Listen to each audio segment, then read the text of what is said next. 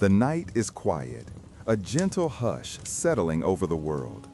Imagine yourself walking through a long, dim corridor, the walls lined with ancient relics, the soft gleam of a single lantern casting shadows that stretch lazily across the floor.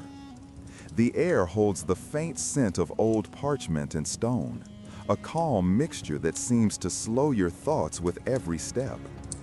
In this stillness, mysteries feel softer, more approachable, like whispers in a museum at midnight.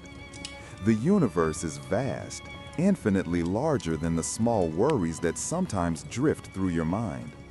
Tonight, there is no urgency, no need to understand everything at once. Curiosity itself becomes a quiet companion. Each question can float freely, unanswered, and that is perfectly all right. Not every question demands an answer tonight. As you drift deeper into this calm, your attention turns toward an artifact resting quietly on a low pedestal, illuminated by the warm, muted glow. It is small, circular, and made of fired clay. Its surface is pressed with symbols arranged in a spiral, a pattern that seems both deliberate and incomprehensible. This is the Phaistos disc, a relic from the Bronze Age, discovered in 1908 on the island of Crete, within the ruins of an ancient palace. Its origin is shrouded in the same soft shadows that surround you in this quiet corridor. No other artifact exactly like it has ever been found. It stands alone, a silent testament to a civilization that communicated in a language now lost to time. The disc's symbols are pressed, not carved, suggesting the use of stamps or molds. If this interpretation is correct, it may represent one of the earliest forms of printing, a technological idea far ahead of its time. Yet despite its sophistication, the meaning of the disc remains unknown. Scholars have debated its purpose for over a century. Some suggest it may be a hymn, others a ritual calendar, and still others a form of educational tool. Each hypothesis is gentle speculation, offered with a tone of careful consideration, yet none has been confirmed. The mystery endures. Look closer at the symbols themselves. Human figures appear alongside animals, ships, tools, and floral patterns. Some symbols repeat, suggesting the possibility of a structured language, while others stand alone, like single notes in a silent melody. The arrangement in a spiral creates a sense of inward motion, as though the disc invites you to follow its path step by step, winding toward a hidden center. The design is deliberate, thoughtful, and perhaps sacred. Even without understanding, one can sense the meticulous care of the hands that crafted it thousands of years ago. We know the disc was discovered by Italian archaeologist Luigi Pernier, who carefully excavated it from the palace of Phaistos. Its composition matches other Minoan pottery, confirming its authenticity. And the stamps used to imprint the symbols show wear consistent with repeated use.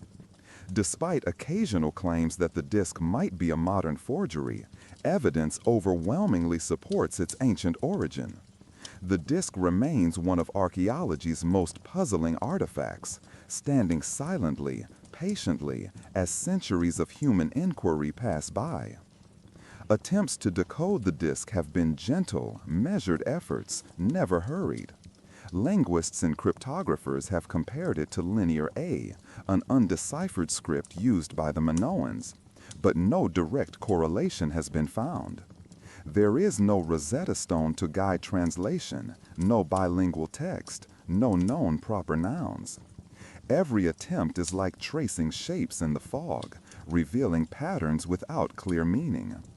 Even with digital analysis and symbol frequency mapping, the disc yields only tantalizing possibilities. Each is soft and elusive as the last. Consider the human figures stamped into the clay. They wear intricate headdresses, carry objects whose purposes are lost to us, and appear in positions that hint at ritual or narrative. Some scholars suggest these figures may represent gods or ceremonial actors, each icon a symbolic step in a larger performance now forgotten. The spiral may have guided a priest or priestess through sacred actions, a ritual encoded not in words but in carefully repeated gestures and sequences. This interpretation, like all others, is offered quietly, with the understanding that certainty is not the goal here. The goal is the gentle appreciation of what remains unknown. The disc encourages reflection not on what is lost, but on the nature of knowledge itself. Even today, thousands of years later, we are reminded that some human creations are meant to endure without explanation. The Phaistos disc is a meditation on mystery, an invitation to contemplate the vastness of what we do not know. Each symbol, each repeated pattern offers a moment to pause, to linger, and to recognize that unanswered questions are not failures, but threads that connect us across time. There is comfort in that connection, a soft reassurance that curiosity is a bridge between past and present. We can imagine the artisans at work, pressing each symbol into wet clay with careful measured motions. The room may have been filled with the scent of wet earth and the quiet murmur of other crafts. The spiraling symbols, carefully stamped, create a rhythm that echoes across centuries. There is no rush, there is no need to solve the mystery immediately. The disc exists as it was meant to, silently present, patiently waiting, a companion in the quiet corridors of thought. As you move from the artifact to the surrounding shadows, notice the subtle details. The faint grooves in the floor from centuries of footsteps. The muted echoes of voices long silenced. The soft interplay of light and shadow that transforms the space into a sanctuary for thought. In this calm, your mind can drift, touching the edges of questions without the need for resolution. The mysteries of the world, like the Phaistos disc, are not demands for answers. They are invitations to observe, to reflect, and to be present with uncertainty. Even after decades of study, the disc continues to resist comprehension. Each generation of scholars has approached it with care, respect, and patience, uncovering fragments of understanding without ever grasping the whole. It is a reminder that knowledge is not always linear, that the human story is filled with questions that remain suspended, softly glowing in the dim light of awareness. The disc, quiet as starlight, asks nothing of us but attention, reflection, and gentle curiosity. And so, as your thoughts drift through this quiet corridor, past the artifact and into the shadows beyond, recognize that some mysteries are not puzzles to be solved immediately. They are companions for the night, quiet guides for contemplation, soft triggers for wonder. The Phaistos disc, still unknown, still enigmatic, is one such companion. Let your mind rest with it. Let your attention wander slowly, gently, without urgency.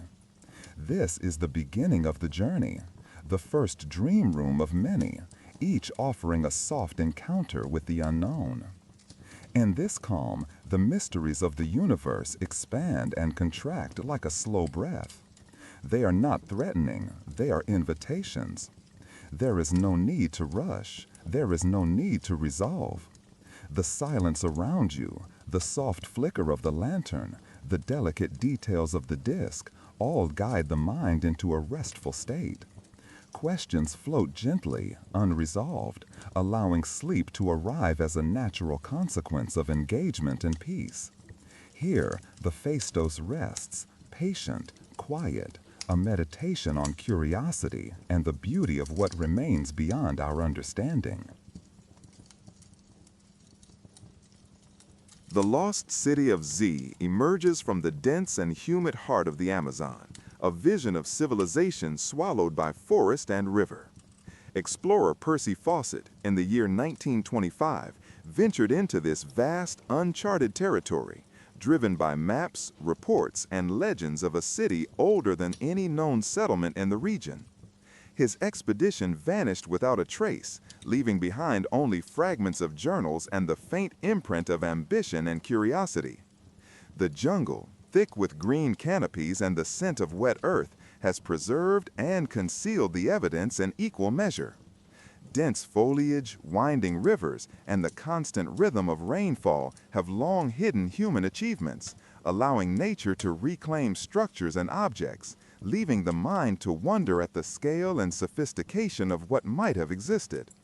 Reports and oral histories collected from indigenous communities describe settlements of unusual size and complexity, featuring roads, plazas, and evidence of organized urban planning.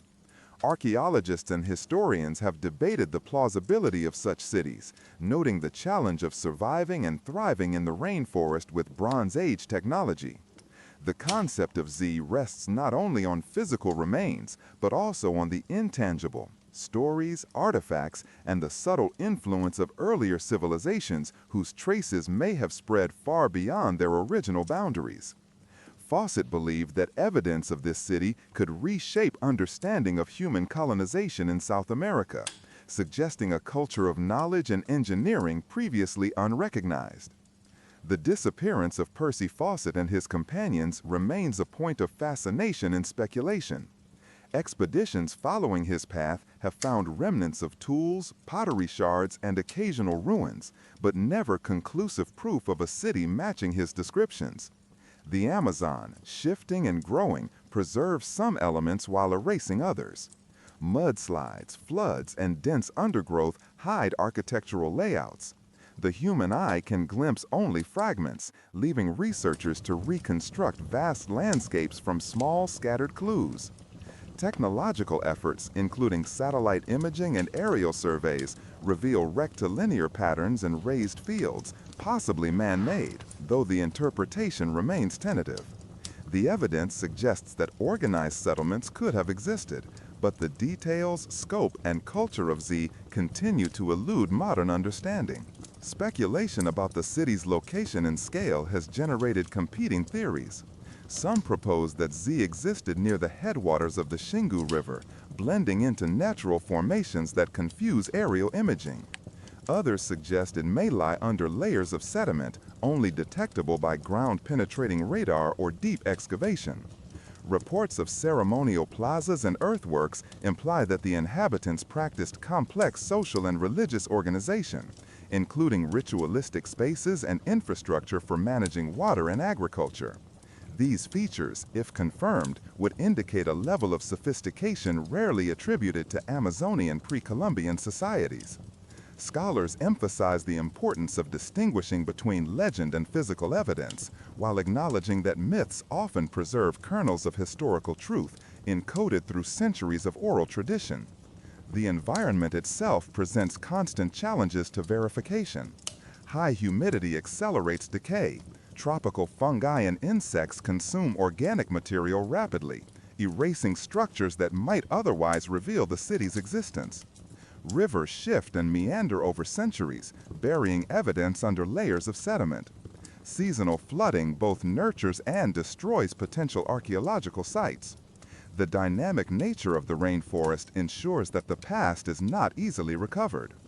Every artifact uncovered, no matter how small, represents a fleeting opportunity to glimpse human ingenuity before it is reclaimed by the ecosystem. Even careful excavation must contend with the practical limitations imposed by terrain and climate, highlighting the persistent difficulty of confirming Fawcett's vision. Despite these obstacles, the allure of discovery continues. Modern archaeologists employ advanced technologies to search for clues.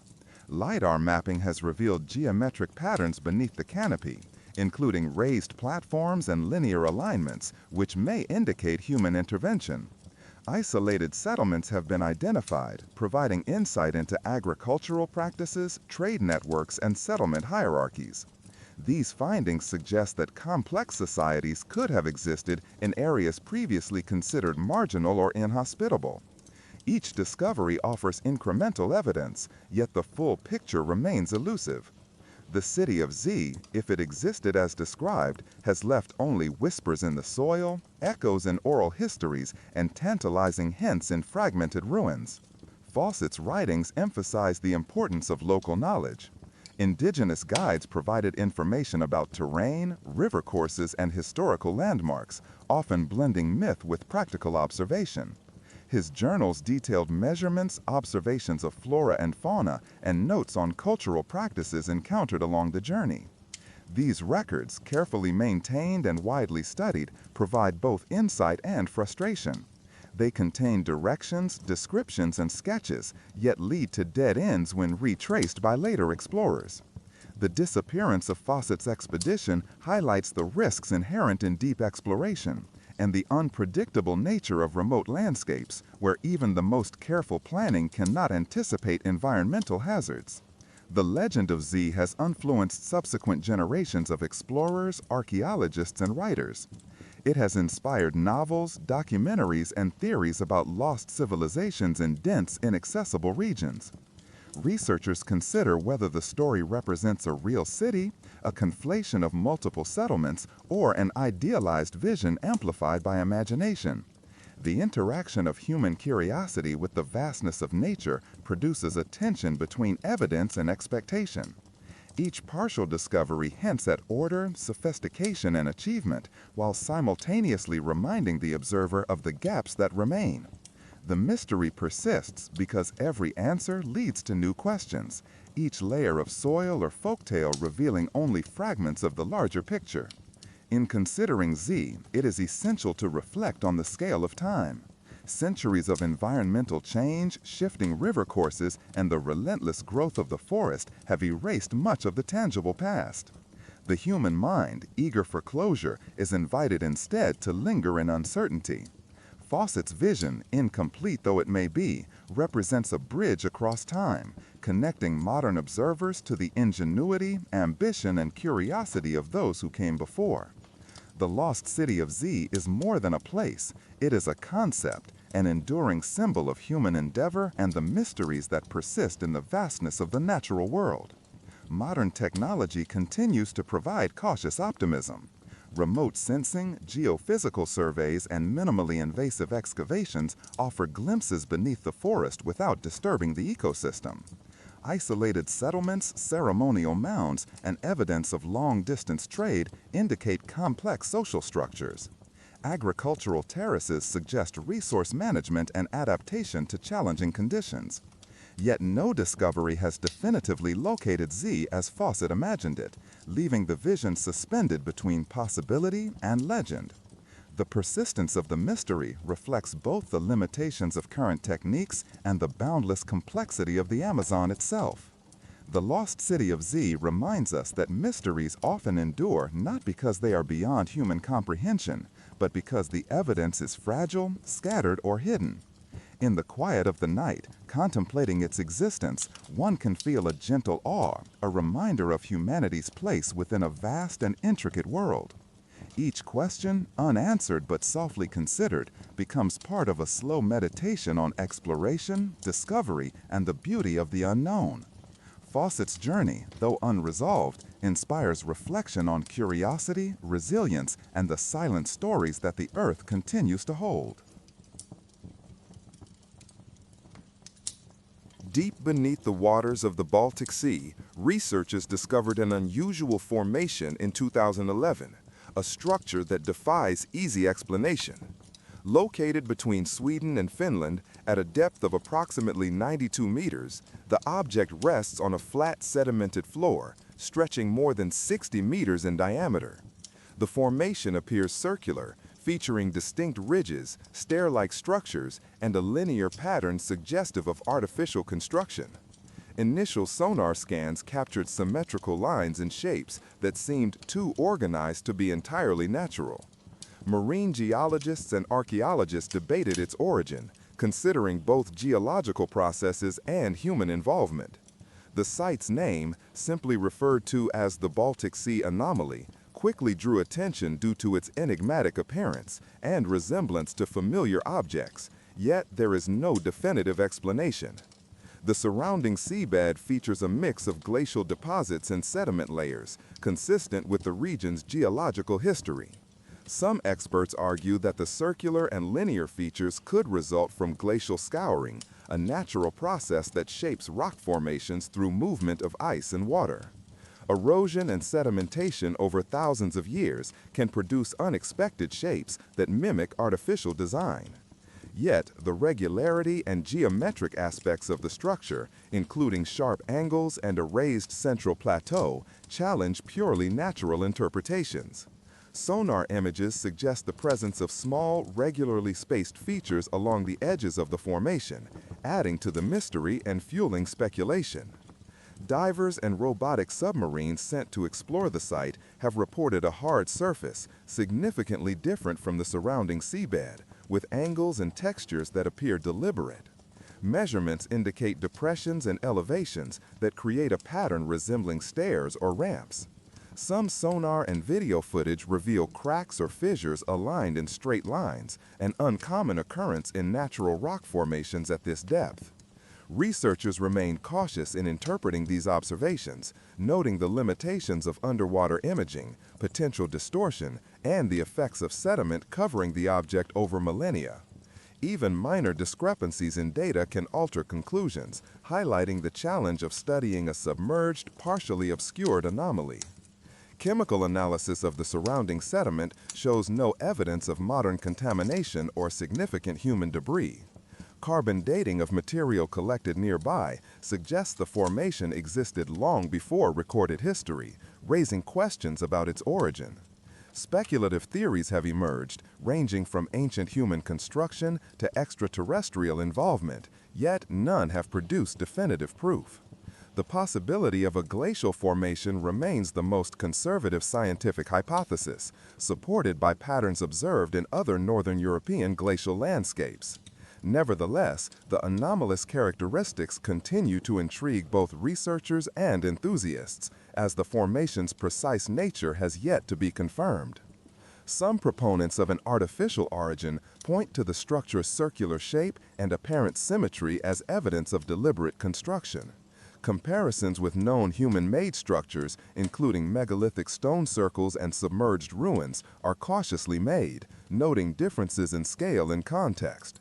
Others suggest that the formation could have served as a ritual site, navigational landmark, or defensive structure, but the lack of associated artifacts complicates such interpretations. The Baltic Sea anomaly, therefore, exists in a state of duality. It is simultaneously a feature of the natural world and a potential remnant of human ingenuity, neither explanation fully proven nor disproven. Overhead sonar imaging has provided additional insights, revealing shadow patterns and texture differences on the formation. These images suggest areas of erosion consistent with natural forces, yet straight lines, right angles, and a central plateau remain unexplained. Geological models attempt to simulate glacial impact and sedimentation, but often fail to recreate the precise arrangement of features observed on the anomaly. The site's location, in relatively deep water far from shore, also limits access and complicates extensive investigation. Equipment costs, visibility, and unpredictable weather contribute to the slow pace of exploration, leaving much of the formation's surface unexamined. The anomaly's discovery has sparked discussions on the limits of scientific certainty. While conservative interpretations favor natural explanations, alternative hypotheses persist, driven by the unusual combination of geometry, scale, and context. Each attempt to explain the structure reveals additional complexity. What appears to be an isolated feature may be part of a larger underwater landscape altered over thousands of years by glacial movement, tectonic shifts, and sediment deposition. Understanding the formation requires integrating multiple disciplines, including geology, oceanography, archaeology, and remote sensing, demonstrating the multifaceted challenge of interpreting ambiguous evidence. Environmental factors in the Baltic Sea further complicate study. Currents, salinity, and temperature variations affect sediment deposition and biological growth on the formation, potentially masking features or creating illusions of symmetry. Marine life, including algae and mollusks, can accumulate in patterns that mimic artificial design. Careful calibration of sonar equipment and repeated observations are necessary to distinguish natural processes from potential human involvement. Despite these challenges, ongoing interest in the anomaly motivates interdisciplinary collaboration, as each expedition provides incremental data to refine hypotheses and reduce uncertainty. Historical context also plays a role in interpreting the anomaly. The region surrounding the Baltic Sea has been inhabited for thousands of years, with known sites of prehistoric settlements, trade routes, and ritual landscapes. Submerged artifacts and structures from the post-glacial period provide evidence of human adaptation to rising sea levels. However, the anomaly's considerable depth and unique geometry differentiate it from confirmed archaeological sites, suggesting that if it is human-made, it may belong to a very ancient or unknown culture. This possibility remains speculative, but invites careful consideration of human ingenuity and the longevity of cultural practices. The Baltic Sea anomaly continues to attract researchers and explorers seeking clarity. It may one day reveal the formation's origin.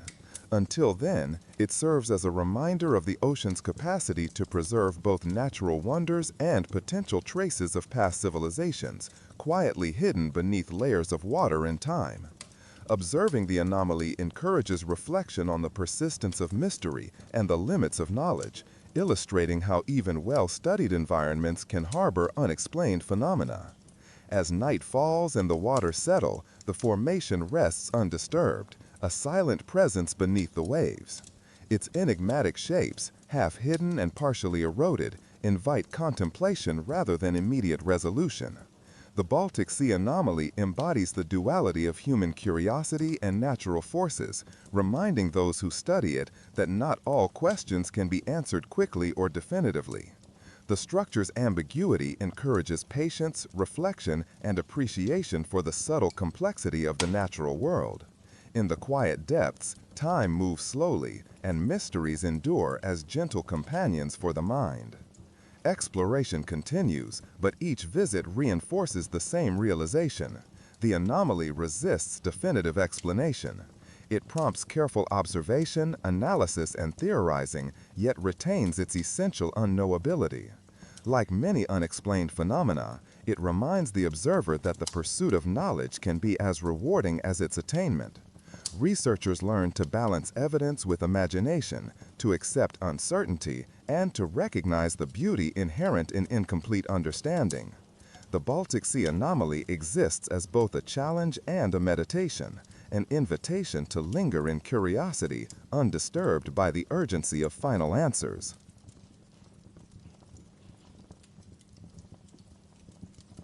High above the South Pacific, the enigmatic patterns known as the Nazca Lines stretch across the desert plains of southern Peru.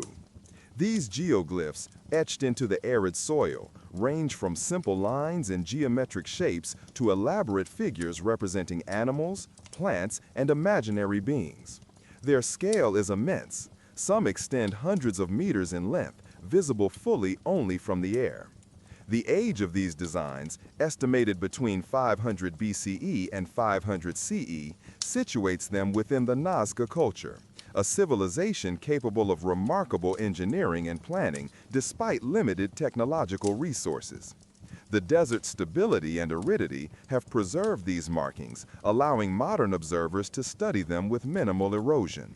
Yet their precise purpose remains a subject of ongoing inquiry. The line's construction demonstrates careful preparation and understanding of geometry. Workers removed reddish-brown iron oxide-coated pebbles to reveal lighter-colored subsoil beneath, creating a sharp contrast. In many cases, trenches were dug to a depth of 20 to 30 centimeters, ensuring visibility from a distance. Researchers note that the creators likely relied on simple tools such as stakes and ropes to maintain straight lines and precise angles. Despite these methods, the sheer scale and coordination required suggest organized labor and an advanced understanding of spatial relationships. The preservation of such precise work over centuries hints at intentionality and cultural significance. Yet the interpretation of meaning remains elusive. Various hypotheses have been proposed to explain the function of the Nazca lines. One theory posits astronomical or calendrical purposes, suggesting that the lines align with solstices, equinoxes, or specific celestial bodies. Observers note that some lines correspond with the rising and setting points of the sun or with prominent constellations, potentially serving as ceremonial markers or guiding seasonal agricultural activities. Others argue that the lines acted as ritual pathways, designed for processions or pilgrimages that reinforced social cohesion and spiritual belief systems. The animal and plant figures may symbolize deities, totems, or natural elements integral to Nazca cosmology. Each interpretation remains cautious, acknowledging the absence of definitive textual evidence. Archaeological surveys have uncovered ceremonial centers and water-related installations near the lines, suggesting a connection between the geoglyphs and ritual or resource management. Some researchers propose that the markings functioned as symbolic offerings to deities responsible for rainfall and fertility, critical concerns in the arid desert environment. The depiction of animals such as monkeys, hummingbirds, and spiders may carry symbolic or mythological significance, linking the visible landscape to spiritual narratives. Each interpretation remains cautious, acknowledging the absence of definitive textual evidence. Archaeological surveys have uncovered ceremonial centers and water-related installations near the lines, suggesting a connection between the geoglyphs and ritual or resource management. Some researchers propose that the markings functioned as symbolic offerings to deities responsible for rainfall and fertility, critical concerns in the arid desert environment. The depiction of animals such as monkeys, hummingbirds, and spiders may carry symbolic or mythological significance, linking the visible landscape to spiritual narratives. Even so, the exact mechanisms of communication, intention, and cultural context remain largely unknown, leaving room for multiple plausible explanations. The scale of the figures is remarkable. The largest, a hummingbird, spans nearly 100 meters, while geometric shapes like spirals and trapezoids can extend several hundred meters. These dimensions present a challenge to interpretation from ground level, suggesting that the Nazca people had a conceptual understanding of large-scale design. Observing the full figures from an aerial perspective reveals patterns and alignments impossible to discern otherwise. This has led to speculation regarding ancient aerial observation methods. Yet there is no evidence of technological capability for flight within the culture. The planners may have relied on elevated vantage points, rudimentary scaffolding, or an advanced mental mapping technique to ensure accurate execution. Excavation of nearby settlements provides insight into Nazca life, economy, and beliefs. Agricultural terraces, aqueducts, and subterranean water channels indicate sophisticated management of limited water resources. Pottery, textiles, and ceremonial artifacts reveal artistic skill and symbolic expression. The presence of ritual centers in proximity to the lines reinforces the idea that these markings held spiritual or societal significance. Nonetheless, connecting everyday material culture directly to the geoglyphs remains speculative, highlighting the gap between tangible evidence and the intangible intentions behind the lines. Modern technology has enabled detailed study of the lines without disturbing their fragile surfaces. Aerial photography, satellite imaging, and digital mapping provide comprehensive views of the patterns, revealing previously unrecognized shapes and relationships. LiDAR scanning detects subtle topographic variations and additional geoglyphs hidden beneath accumulated sediment or vegetation. These studies expand knowledge of the site while reinforcing the central mystery. The precise purpose, meaning, and method of creation of the Nazca lines continue to resist definitive explanation. Each new discovery deepens the sense of wonder and underscores the sophistication of the Nazca culture. Some researchers emphasize the cognitive aspects of the line's construction. planning, coordination, and execution of such large-scale designs indicate an advanced capacity for abstract thought, spatial reasoning, and symbolic communication. The ability to conceptualize figures visible only from afar suggests mental mapping techniques that transcend individual experience, reflecting collective knowledge and cultural transmission. This cognitive dimension raises questions about the social and ritual structures supporting such projects, offering a window into the minds of a civilization largely lost to time.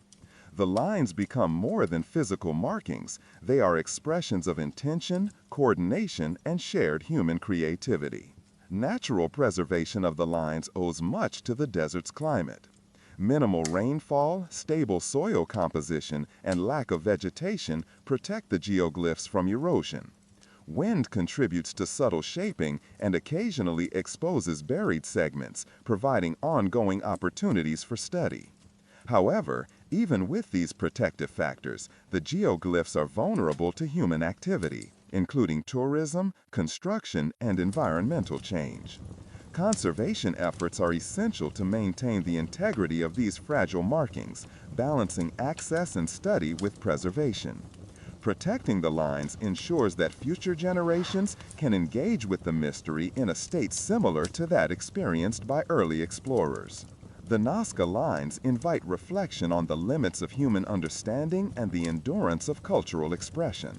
They are simultaneously precise and enigmatic, monumental yet delicate, tangible yet conceptually distant.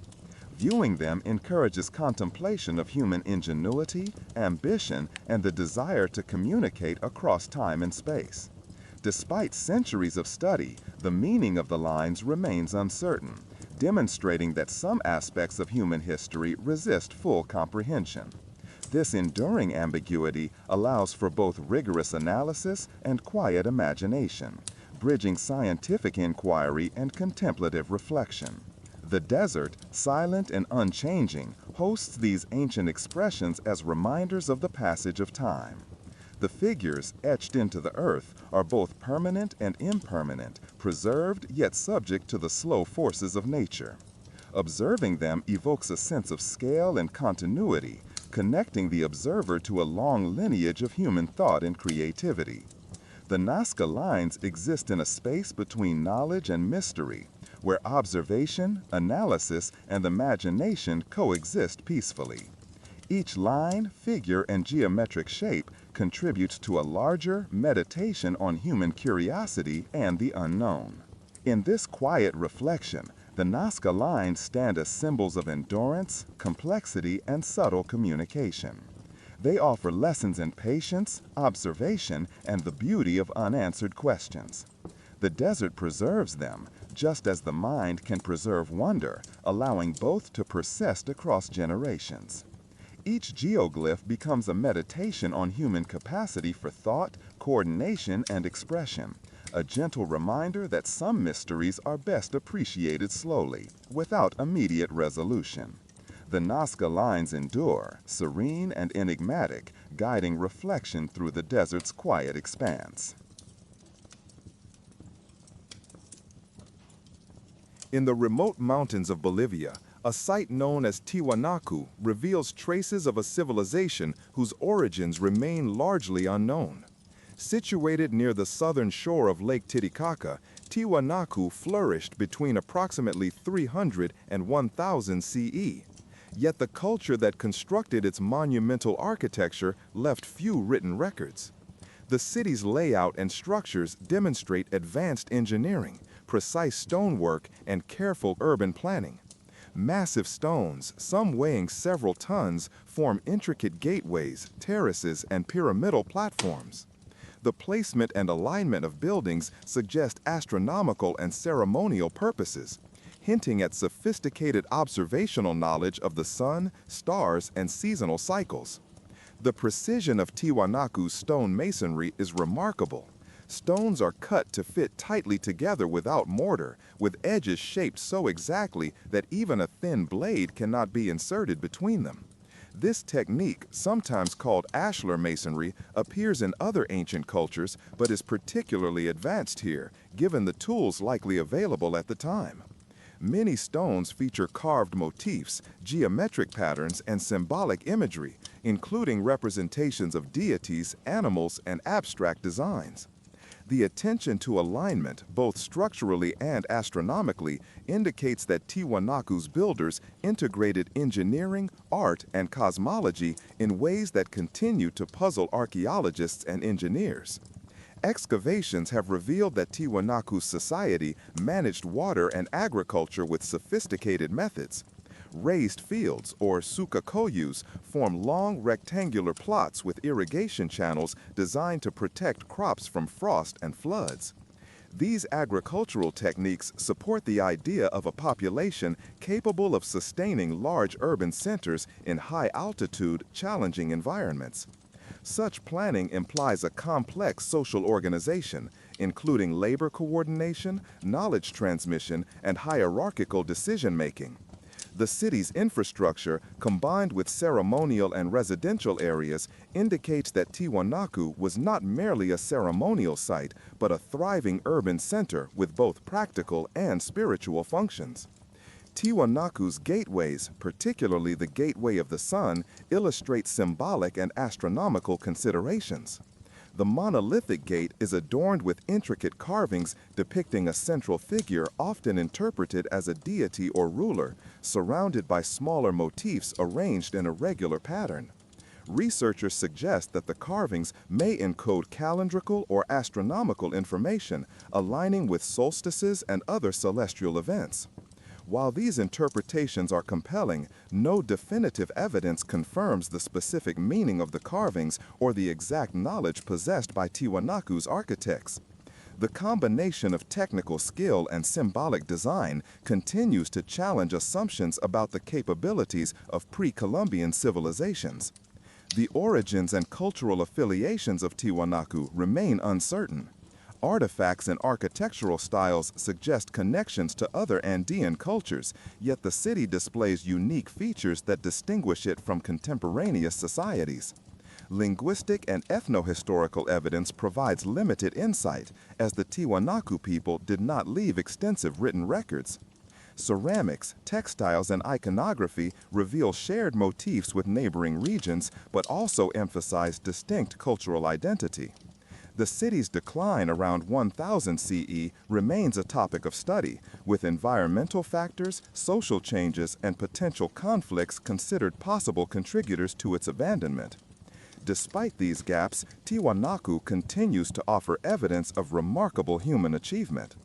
Archaeological surveys have uncovered extensive residential areas surrounding ceremonial complexes, demonstrating that Tiwanaku supported a substantial population. Houses constructed from local stone and adobe reflect standardization and urban planning. Streets, plazas, and drainage systems indicate careful attention to the organization of space and daily life. Religious and administrative buildings aligned with cardinal points and astronomical markers suggest integration of spiritual, civic, and observational practices. Even without full understanding of religious beliefs or governance, the physical evidence demonstrates a society capable of long-term planning and adaptation to environmental challenges. The stonework at Tiwanaku raises questions about technological capabilities. Some of the blocks used in construction weigh several tons, transported over significant distances without wheeled vehicles or draft animals. The methods of quarrying, shaping, and moving such stones remain partially speculative, with hypotheses including log rollers, ropes, and coordinated human labor. The precision achieved in fitting stones together, sometimes with complex interlocking designs, suggests an intimate understanding of materials and geometry. The absence of explicit records leaves modern scholars to infer techniques from surviving structures, experimental archaeology, and comparative analysis, preserving the sense of enduring mystery. Ritual and ceremonial activity at Tiwanaku is inferred from the arrangement of temples, pyramidal platforms, and sacred spaces. Excavations reveal offerings, burials, and symbolic artifacts that imply structured religious practices. The placement of ceremonial centers in relation to water, celestial alignments, and surrounding landscapes suggests deliberate integration of spiritual and practical concerns. Rituals may have included astronomical observation, seasonal ceremonies, and social reinforcement of political or religious authority. Although specific practices remain unknown, the evidence supports the interpretation of Tiwanaku as both a civic and sacred landscape where human ingenuity and belief were intertwined. The influence of Tiwanaku extends beyond the site itself. Architectural and artistic motifs appear in surrounding regions, suggesting that the city functioned as a cultural and political hub. Trade, communication, and ideological dissemination likely connected Tiwanaku to distant settlements, influencing agriculture, craftsmanship, and ceremonial practice. These connections highlight the city's regional significance, yet the precise nature of political or economic control remains unclear. The spread of cultural elements without explicit records underscores the difficulty of reconstructing social systems from material evidence alone. Modern research continues to refine understanding of Tiwanaku. Radiocarbon dating, aerial surveys, and digital modeling provide new perspectives on layout, construction sequences, and population estimates. Scholars integrate ethnographic analogies, environmental studies, and architectural analysis to build coherent models of city life. Each discovery contributes incremental insight while leaving the larger questions unanswered. Tiwanaku exemplifies the interplay between human ingenuity and enduring mystery, where evidence illuminates some aspects of the past while preserving essential uncertainty. The site's preservation owes much to both climate and isolation. The high-altitude, dry environment reduces erosion, while the remote location limits extensive human interference until recent decades. Even so, modern development, tourism, and climate change pose threats to structural integrity. Conservation efforts balance access with protection, allowing ongoing study while safeguarding the site's physical and cultural heritage. Preservation ensures that Tiwanaku remains a place for reflection, study, and contemplation, maintaining its role as a silent record of human achievement and mystery. Tiwanaku, in its quiet grandeur, embodies questions about human capacity, adaptation, and cultural expression. Its monumental structures, advanced engineering, and symbolic designs invite reflection on the limits of knowledge and the endurance of mystery. The city remains partially hidden both physically and conceptually, offering a meditation on human creativity and the persistent unknown. As attention drifts through its stones, terraces, and plazas, one can sense the presence of a society striving to understand, shape, and honor the world around it, leaving traces that continue to challenge, inspire, and capture centuries later.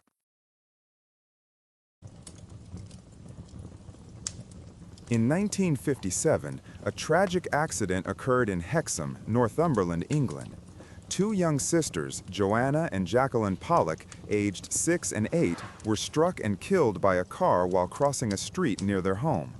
The accident shocked the community, leaving the family in deep grief. The parents, Florence and James Pollock, were left to mourn the sudden loss of their daughters. Their sorrow was compounded by the small size of their family and the absence of surviving children to carry forward the memory of Joanna and Jacqueline. The tragedy, however, did not mark the end of the story in the way anyone expected.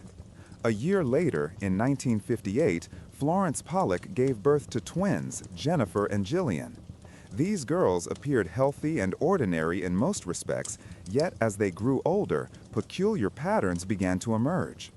By the age of 2, Jennifer and Jillian reportedly exhibited knowledge, behaviors, and preferences that mirrored those of their deceased sisters.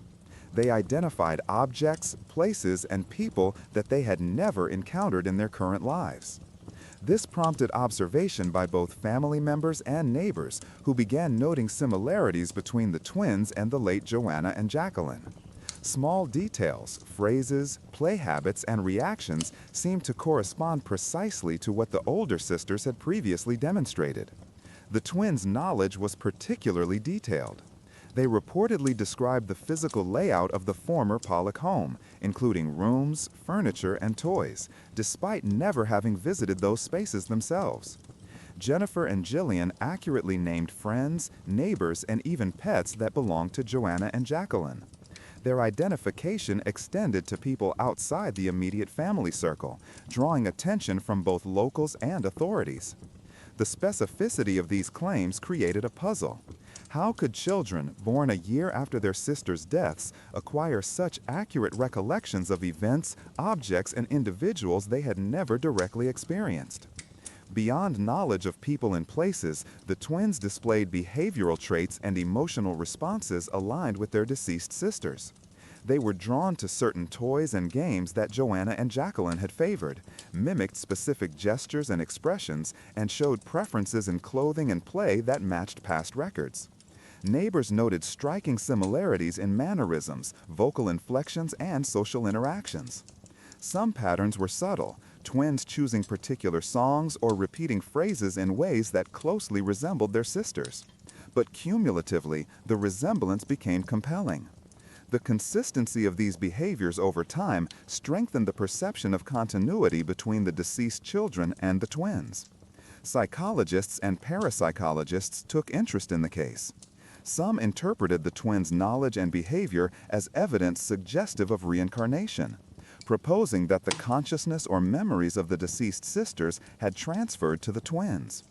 Others approached the phenomenon from a more skeptical perspective, exploring the possibility of cryptnesia, in which children unconsciously absorbed information from adults' memories, conversations, and photographs.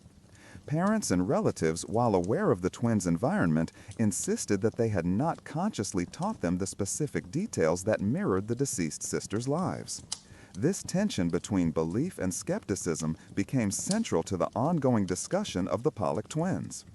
Investigations by researchers involved careful documentation of each observed behavior. Florence Pollock provided detailed accounts of instances in which Jennifer and Jillian identified people or recalled events that they could not have known naturally. Photographs, toys, and letters were compared against the twins' statements and actions. Each verified detail lent further weight to the notion that some form of knowledge had persisted beyond the sisters' deaths. While not conclusive, the accumulation of evidence presented a remarkable case study in human memory, identity, and the limits of conventional explanation. It remains a compelling narrative precisely because of the balance between observable facts and unresolved questions. Several factors make the Pollock twins case particularly puzzling. The resemblance was not merely physical, but extended to intangible traits, including temperament, interests, and patterns of interaction. Unlike many reported cases of alleged reincarnation, these twins grew up within the same family environment, limiting external variables but increasing scrutiny of environmental influence. Observers attempted to account for learned behavior, suggestion, and parental bias, yet no complete explanation suffices to encompass all aspects. The twins' knowledge of past events, combined with behavioral continuity, distinguishes this case from ordinary familial imitation. Some researchers have noted patterns in how the twins recalled their sisters' lives. Specific sequences of events, often mundane yet highly personal, were described with clarity that would be difficult to fabricate. Naming of friends and identification of family routines provided a consistency rarely seen in anecdotal reports.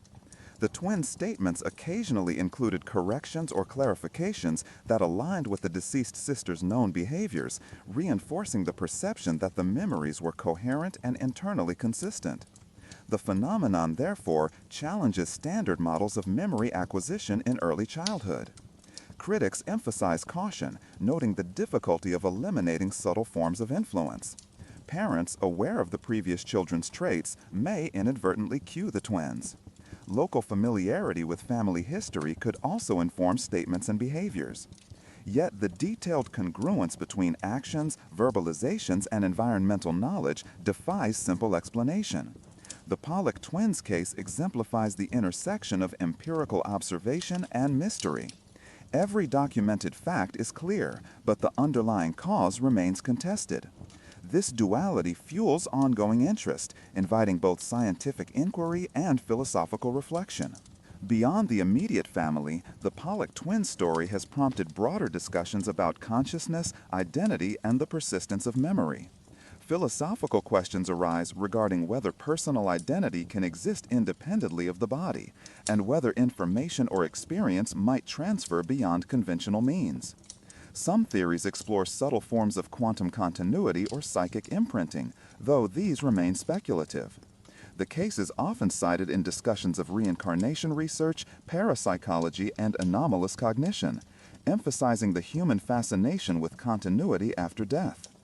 It illustrates how personal tragedy intersects with the enigmatic, revealing both the fragility and resilience of human understanding. In examining the twins' behavior, researchers also considered developmental psychology. Early childhood memory is typically fragmented and shaped by immediate environment, making the twins' specific recollections especially striking. Patterns of preference, expression, and recognition were maintained as the children matured, suggesting that the phenomenon was not merely fleeting or coincidental. Teachers, neighbors, and medical personnel corroborated observations, noting consistency in interactions, identification of prior acquaintances, and repeated behaviors linked to the deceased sisters. This external validation contributes to the overall credibility of the reports. The Pollock twins case, recorded in books, journals, and anecdotal reports, continues to inspire debate. Some view it as a potential example of reincarnation or memory persistence, while others interpret it through psychological, cultural, or environmental lenses. The unresolved nature of the phenomenon aligns with broader inquiries into the limits of human knowledge. Consciousness, memory, and identity remain partially understood, leaving room for wonder and contemplation. The case encourages careful observation, open-minded consideration, and acknowledgement of uncertainty, qualities that resonate with both scientific and reflective perspectives. Even decades later, the story of Jennifer and Gillian Pollock invites gentle reflection on the mysteries of life, death, and the mind. Their experiences suggest that human identity may be more fluid and complex than conventional understanding allows. Observing the documented facts, considering the context, and appreciating the intricacy of the phenomenon, one is reminded of the limits of certainty.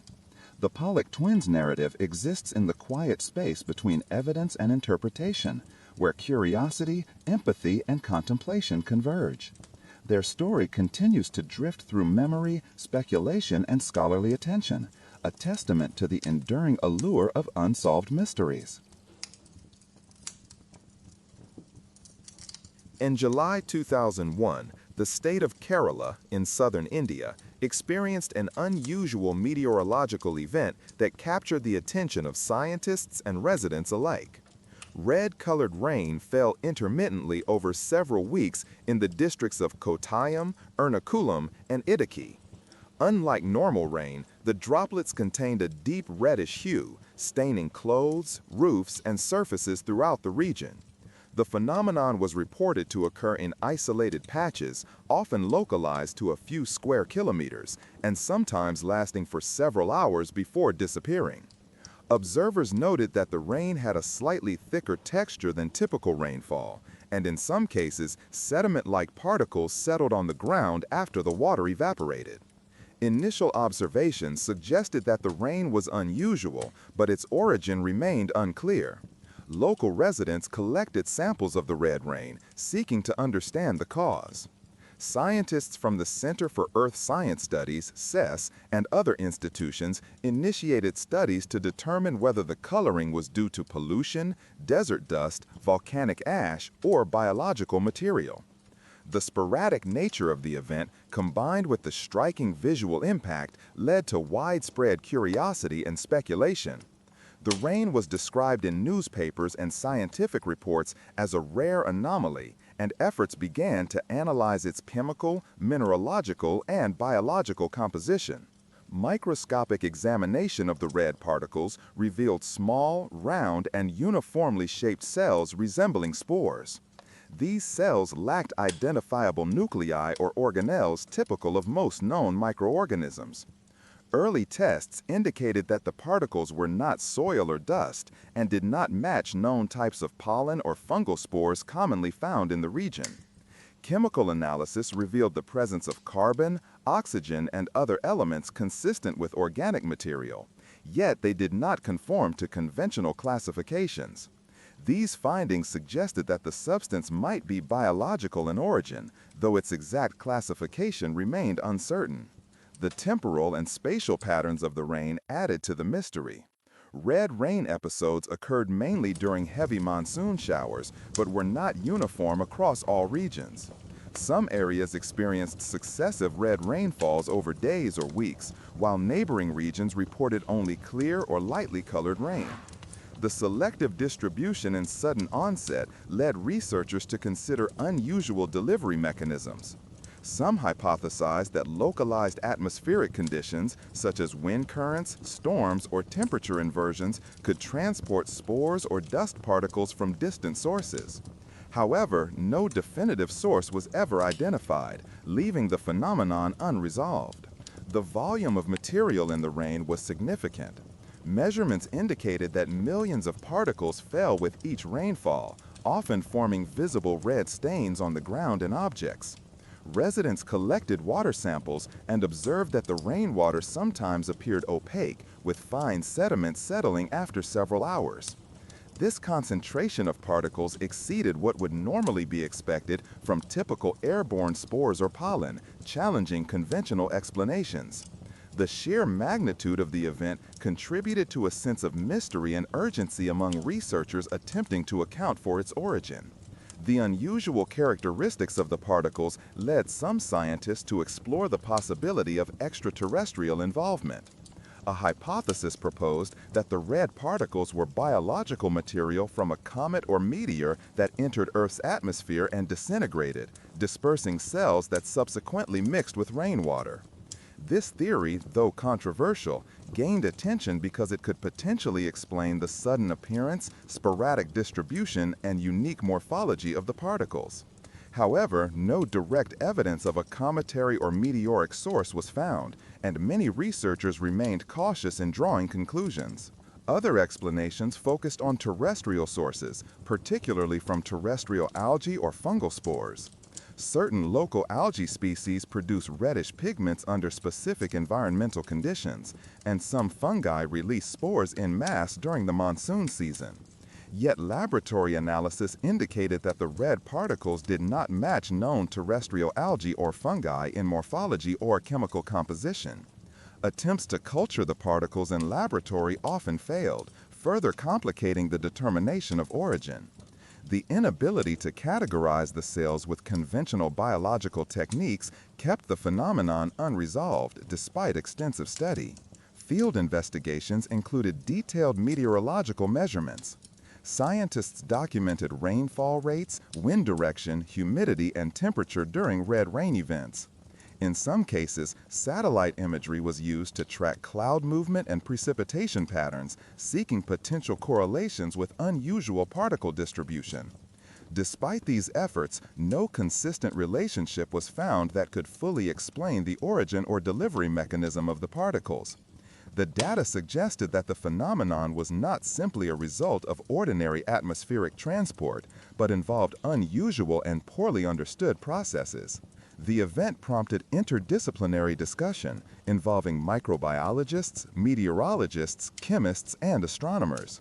Some suggested that the red rain might represent a previously unknown microbial species capable of surviving extreme atmospheric conditions. Others proposed that the particles might be remnants of ancient terrestrial organisms preserved and lofted into the atmosphere by unknown processes. The debate highlighted the limits of contemporary knowledge regarding both atmospheric science and extremophile biology. Each theory offered partial explanations, but failed to provide a definitive solution, sustaining the mystery. Public fascination with the red rain was considerable. Residents shared photographs, personal accounts, and water samples, contributing to a growing archive of observational data. News reports described the phenomenon with a mixture of curiosity and concern, emphasizing its unusual appearance and the challenges it posed for scientific explanation. The combination of visual impact, scientific uncertainty, and cultural intrigue reinforced the perception that the red rain was not simply a routine environmental event, but a phenomenon at the edge of understanding. Additional analyses sought to explore the potential ecological impact of the red rain. The concentration of biological particles raised questions about effects on local water supplies, soil chemistry, and public health. Tests indicated that the particles were not pathogenic to humans or animals, and no immediate ecological disruptions were observed. Nevertheless, the presence of large quantities of unknown cells in rainfall raised theoretical considerations regarding transport of unknown organisms through the atmosphere, the resilience of microbial life, and the potential for undiscovered biological processes operating in the natural world. The red rain phenomenon continues to inspire scientific inquiry and philosophical reflection. It challenges assumptions about the sources of organic material, the dynamics of atmospheric transport, and the boundaries between terrestrial and extraterrestrial biology. Researchers note that even after years of study, fundamental questions remain. Where did the cells originate? How were they delivered into localized rainstorms? And what are the implications for life on Earth and potentially beyond? The combination of observable facts, measured data, and unresolved questions sustains its status as a compelling, unsolved mystery. The 2001 red rain of Kerala stands as a reminder of the limits of contemporary knowledge. It illustrates how natural phenomenon can manifest in ways that defy expectations and resist simple classification. The event offers a space for calm reflection on the complexity of the world, the persistence of unanswered questions, and the quiet wonder that accompanies true scientific curiosity. Its legacy lies not only in the data collected, but in the enduring sense of mystery, encouraging observation, contemplation, and patient inquiry into phenomenon that remain partly unknown.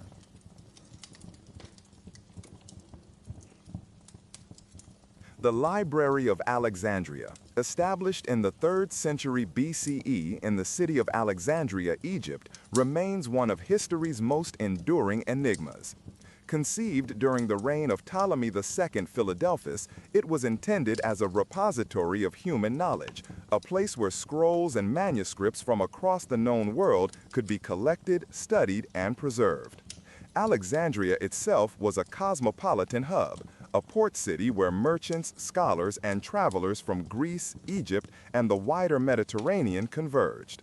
The library was envisioned as a center for learning, research, and intellectual exchange, reflecting the ambitions of a dynasty seeking both cultural prestige and practical knowledge. Estimates of the library's holdings vary widely. Some ancient sources suggest tens of thousands of scrolls, while others propose numbers as high as 400,000 to 700,000. The scrolls were reportedly gathered through active acquisition policies. Ships docking at the harbor were required to surrender any manuscripts on board, which were then copied, cataloged, and either stored or returned to their owners. This aggressive collection strategy highlights the importance placed on centralizing knowledge and ensuring access for scholars within Alexandria. Yet the precise contents of the library remained largely speculative, with only fragments or references surviving in secondary sources. The organization of the library suggests a sophisticated approach to cataloging and intellectual management. Ancient accounts indicate the use of classification systems to arrange scrolls by subject, possibly employing thematic or alphabetic order. Scholars such as Xenodotus, Callimachus, and Eratosthenes were associated with the library, contributing to the development of early bibliographic and scholarly techniques. Mathematical, philosophical, astronomical, and literary works were studied, annotated, and preserved. The diversity of disciplines demonstrates the breadth of inquiry pursued, spanning natural sciences, engineering, history, and the arts. The library was not merely a collection, it was an active center of knowledge production and critical study. Despite its significance, the ultimate fate of the Library of Alexandria remains uncertain, shrouded in centuries of speculation and historical ambiguity. Several theories exist regarding its destruction. One account attributes damage to Julius Caesar's siege of Alexandria in 48 BCE, during which parts of the city were set aflame.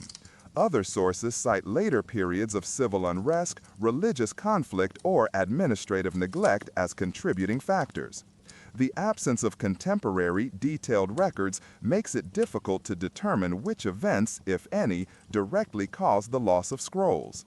It is possible that the library experienced multiple phases of decline rather than a single catastrophic destruction. Scholars have debated whether the library's loss was absolute or partial. Some argue that key texts may have survived elsewhere, copied into other centers of learning in Greece, Rome, or Egypt. Others suggest that the dispersal of scrolls over centuries, combined with environmental degradation and fragile materials, resulted in widespread, irreversible loss. The notion of a complete annihilation is difficult to confirm. It may reflect later cultural narratives emphasizing tragedy and missed opportunity rather than a singular historical fact. The uncertainty surrounding its destruction contributes to the library's mystique and enduring fascination. The symbolic significance of the Library of Alexandria extends beyond physical manuscripts. It represents the human aspiration to gather, preserve, and transmit knowledge across generations. Its story evokes reflections on the fragility of information, the vulnerability of civilizations, and the impermanence of even the most ambitious cultural achievements. The library becomes a metaphor for the unknown, a repository of what might have been known but was lost to history. This dual nature, both practical and symbolic, underscores the enduring allure of the mystery surrounding Alexandria. Considerations of technological limitations illuminate the challenges faced by ancient librarians. Papyrus, the primary writing material, was susceptible to decay, fire, and humidity. Scrolls required careful handling, storage, and copying to remain usable over time. Despite meticulous methods, physical degradation was inevitable. The library's custodians likely faced continual efforts to maintain, repair, and reproduce texts, demonstrating both the dedication and the limits of ancient preservation techniques. Each lost scroll represents a fragment of human thought, experience, and creativity that cannot now be recovered. The intellectual environment of Alexandria fostered both collaboration and innovation. Scholars from diverse regions shared knowledge and engaged in debate, observation, and experimentation. Astronomical studies, including the measurement of the Earth's circumference, the development of calendars, and mapping of celestial bodies, were pursued alongside mathematical, medical, and literary research. The library served as a nexus where empirical observation met theoretical inquiry, creating conditions for cumulative learning. Its loss, therefore, was not simply the disappearance of scrolls, but the disruption of a vibrant, interactive intellectual ecosystem. Later historical references provide glimpses into the library's contents. Writers such as Plutarch, Strabo, and Galen mention texts that may have resided there, including works on geometry, medicine, philosophy, and poetry. While these references do not constitute direct evidence, they illustrate the scope of inquiry and hint at the complexity of knowledge that may have been centralized. The absence of surviving manuscripts creates a tension between what can be inferred from secondary sources and what is permanently lost. This tension reinforces the enigmatic status of the library in both historical and cultural imagination. The story of Alexandria also intersects with the rise and fall of empires. Political transitions, including Roman conquest and shifts in dynastic rule, influenced priorities, resource allocation, and the management of knowledge. Changes in governance, combined with occasional civil unrest, likely impacted the library's maintenance and security. While no single event can be definitively identified as responsible for total destruction, the cumulative effects of political instability, environmental hazards, and human error contributed to the disappearance of its collection. The library's decline underscores the broader vulnerability of cultural repositories to external pressures. Modern scholarship continued to investigate the Library of Alexandria through archaeology, historical documentation, and comparative studies. While the physical remains of the library have not been definitively located, the historical and literary evidence informs reconstructions of its probable structure, organization, and significance. Institutions such as the Bibliotheca Alexandrina, established in 2000, seek to honor this legacy by serving as a modern center for research, learning, and cultural exchange. These efforts demonstrate the enduring relevance of Alexandria's intellectual ambition and the continuing human desire to explore, preserve, and understand the past. The Lost Library also serves as a meditation on the impermanence of human achievement.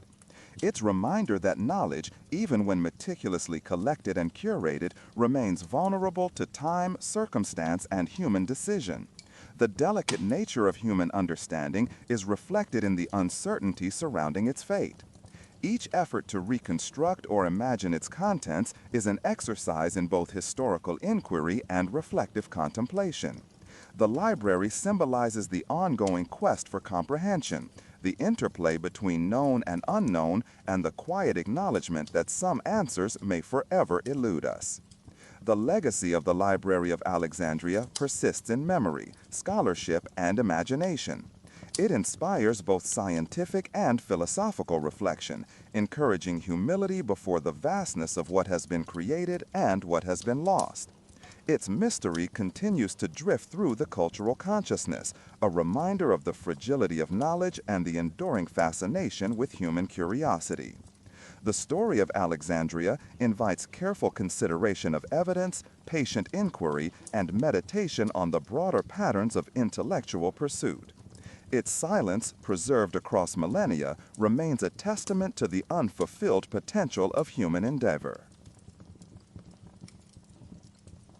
Between the late 1960s and early 1970s, a series of murders and threatening letters terrorized Northern California, attributed to an individual known as the Zodiac Killer. The killer claimed responsibility for several confirmed deaths in the San Francisco Bay Area, sending taunting letters to newspapers, law enforcement, and private citizens. These letters often included cryptograms, some of which were encrypted in complex ciphers. While a few of these ciphers have been solved, others remain unsolved to this day, preserving a lingering enigma regarding the killer's identity, intent, and full message. The unsolved ciphers continue to draw attention from cryptologists, historians, and enthusiasts worldwide. The Zodiac's communications display deliberate design, combining symbolic imagery, numeric codes, and unique lettering patterns. Each letter often included a signature symbol, resembling a crosshair, suggesting the perpetrator's fascination with targeting or precision. The cryptograms themselves vary in length and complexity. Some employ simple substitution techniques, where each symbol represents a letter, while others use more intricate methods, possibly involving multiple layers of encryption. Attempts to decode these messages require careful analysis, pattern recognition, and familiarity with both cryptographic principles and potential psychological motivations of the sender. The content of the unsolved ciphers is largely unknown, though some conjectures are possible based on solved examples. Earlier messages included boasts of unreported murders, threats of future crimes, and statements implying a desire for recognition or power. The unsolved ciphers may similarly contain confessions, instructions, or cryptic insights into the killer's identity. Each unsolved message represents both a linguistic puzzle and a psychological artifact, providing potential glimpses into the mind of an individual who eluded capture. The intersection of language, behavior, and secrecy contributes to the enduring fascination of these documents. Investigators and amateur cryptoanalysts have approached the ciphers using a variety of techniques. Traditional frequency analysis seeks to identify common letters or repeated patterns, while more advanced computational methods apply probabilistic models, artificial intelligence, and machine learning to detect possible solutions. Some researchers attempt to correlate symbols with historical, linguistic, or personal references that might have been meaningful to the Zodiac. Despite these efforts, definitive solutions remain elusive, suggesting that the ciphers may be intentionally designed to resist decryption or may incorporate idiosyncratic logic unique to the killer. Historical context further complicates analysis. The letters and ciphers were composed over 50 years ago within a specific cultural and technological setting. References, colloquialisms, and encoding strategies may reflect regional influences or personal experiences inaccessible to modern interpreters. Moreover, the potential for errors, intentional misdirection, or symbolic ambiguity increases the difficulty of accurate decryption. Analysts must navigate these uncertainties carefully, balancing hypotheses with methodological rigor and acknowledging that some aspects may never be fully reconstructed. The Zodiac's use of ciphers demonstrates a deliberate engagement with both secrecy and public attention. By creating puzzles that challenge both authorities and the general population, the killer ensured ongoing visibility and notoriety. The ciphers themselves function as psychological extensions of the crimes, combining terror with intellectual challenge.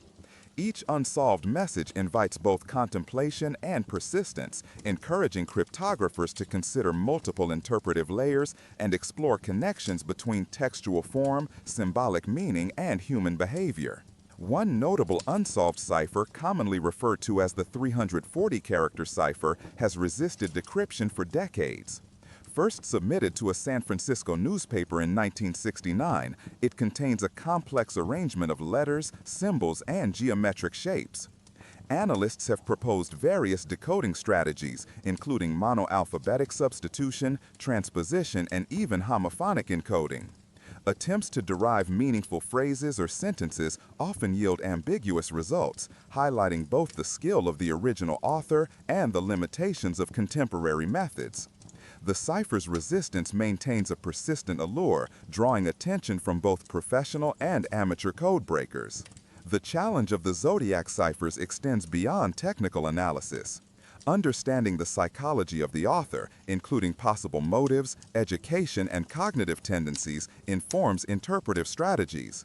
Patterns of repetition, variation in symbol usage, and selective disclosure may provide insight into the killer's personality, intelligence, or intentions. Each unsolved cipher serves as a window into a mind that operated both methodically and unpredictably, using language as a tool for manipulation and concealment. The relationship between encoded content and criminal behavior illustrates the interplay of logic, artifice, and human complexity. In addition to individual ciphers, the broader corpus of Zodiac communications presents patterns and anomalies worthy of study. Variations in writing style, signature symbols, and thematic content suggest a deliberate construction of identity and narrative. Some letters combine text with graphic elements, introducing visual cryptography along traditional symbols.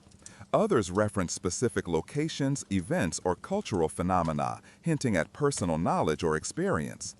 Analysts must consider both local context and broader cultural cues when interpreting these messages, seeking connections that may reveal latent meaning or strategic intent. Attempts to solve the ciphers are ongoing, and the process often intersects with contemporary technology. High-resolution imaging allows for precise transcription of symbols, while digital algorithms enable rapid testing of substitution hypotheses. Artificial intelligence can analyze vast combinations of permutations, searching for patterns that might escape human cognition. Collaboration across disciplines, including linguistics, mathematics, and criminology, has generated novel insights, yet definitive solutions remain elusive. Each unsolved cipher continues to challenge assumptions about language, secrecy, and cognition. The enduring mystery of the Zodiac ciphers underscores the broader human fascination with unsolved codes. They serve as reminders of the limits of comprehension, the patience required for inquiry, and the persistence of ambiguity. Even decades later, the letters provoke reflection on communication, intent, and the interplay between mind and symbol. Scholars recognize that some mysteries may remain partially or entirely resistant to resolution, offering both frustration and quiet contemplation for those willing to explore them thoughtfully. While the murders attributed to the Zodiac Killer remain historically documented, the unsolved ciphers occupy a distinct space. They represent not only a technical challenge but a psychological artifact. Each unsolved message preserves both the memory of the crimes and the intellectual engagement of the perpetrator. In studying these ciphers, observers encounter a convergence of mathematics, linguistics, history, and criminal psychology. The ongoing analysis embodies the intersection of curiosity, persistence, and acceptance of uncertainty, reflecting the broader human endeavor to confront the unknown with careful thought and observation. Ultimately, the unsolved zodiac ciphers exemplify a tension between what can be known and what remains hidden. They illustrate how language can be both a medium of expression and a vehicle for concealment. Researchers, hobbyists, and scholars continue to engage with the material, exploring potential solutions while acknowledging inherent limits. The ciphers are quiet, enduring puzzles, their solutions remaining suspended in time. The fascination they inspire is not merely intellectual. It is a reflection on patience, observation, and the beauty of unresolved questions, inviting calm reflection on mysteries that persist across decades. In 1483, two young English princes, Edward V and his younger brother Richard, Duke of York, were lodged in the Tower of London under the guardianship of their uncle, Richard, Duke of Gloucester, who had been appointed Lord Protector following the death of their father, King Edward IV. The princes, aged 12 and 9 respectively, were placed in what had long served as both royal residence and fortress. Within weeks, they vanished from public view, and no verified records exist detailing their ultimate fate. The disappearance has persisted as one of England's most enduring historical mysteries, entwined with political intrigue, dynastic ambition, and speculation that stretches over centuries. The Tower of London itself is a complex of buildings with a long history of imprisonment, execution, and royal ceremonies. Within this imposing fortress, the prince's lodgings were reportedly secured and heavily guarded. Witnesses described routine visits, guarded movements, and occasional sightings of the boys by attendants or palace staff. Yet following the summer of 1483, they ceased to be seen publicly. Official documents make reference to the younger generation's expected succession, but later political declarations suggest that the princes were no longer alive, indicating a deliberate removal from historical records. This absence forms the core of the mystery, leaving scholars to reconstruct possibilities from fragmentary sources. Contemporary accounts reveal a tense political environment. Richard of Gloucester, soon crowned Richard III, faced challenges from rival factions within the English nobility. Claims of illegitimacy regarding Edward V and his brother were promulgated, supporting Richard's claim to the throne. These documentes, recorded in parliamentary acts, effectively delegitimized the princes, providing a political framework for their exclusion. The combination of familial ambition, legal maneuvering, and limited documentation contributes to the uncertainty surrounding their ultimate fate, as records were often partial, conflicting, or deliberately obscured. Several theories have been proposed to explain the disappearance. One of the most widely cited suggests that Richard III ordered the princes' deaths to secure his hold on the crown. Chroniclers writing after his reign describe the possibility of murder, often framed as a necessary act of statecraft in a period of dynastic turbulence. Alternative theories suggest that other individuals or factions may have been responsible, including loyalists of the prior regime or external political actors seeking to influence succession. Some narratives propose that the princes were secretly relocated or concealed, though no corroborating evidence supports long-term survival. Efforts to identify evidence of the prince's fate have included archaeological, documentary, and forensic investigations. In 1674, workmen excavating a staircase within the tower discovered the skeletal remains of two children beneath a staircase, reportedly near the area associated with the prince's lodgings. The bones were interred without thorough scientific analysis at the time. Centuries later, during periods of renewed interest, scholars examined these findings, attempting to determine age, sex, and cause of death. Limited remains, coupled with historical ambiguities, have precluded definitive identification, leaving the discovery as a tantalizing but inconclusive piece of evidence. Historical chronicles from the late 15th and early 16th centuries provide additional perspectives. Accounts by writers such as Thomas More and Polydore Virgil offer narratives suggesting murder within the tower, though these sources were written after Richard III's death and may reflect bias or political influence. Similarly, other chroniclers provide conflicting details regarding timing, location, and the individuals involved. The absence of direct eyewitness documentation and the presence of political motivation in contemporary writings complicate the reconstruction of events, reinforcing the uncertainty and enduring fascination of the case. Speculative reconstructions consider both practical and psychological elements. The logistics of concealing two young boys within a fortress, the motivations of the guardians, and the social network surrounding the royal household all contribute to understanding potential scenarios. Patterns of secrecy, the behavior of palace staff, and historical precedents for eliminating rivals inform theories without definitive answers. Scholars analyze these factors cautiously, acknowledging the limitations of evidence while exploring plausible pathways consistent with historical context. Attempts to contextualize the disappearance within broader societal frameworks highlight the vulnerability of children in succession disputes during medieval England. Dynastic conflict, legal ambiguity, and the concentration of power created conditions in which heirs could become political tools or obstacles. The Tower of London, as both protective residence and prison, symbolizes the tension between safety and danger in such circumstances.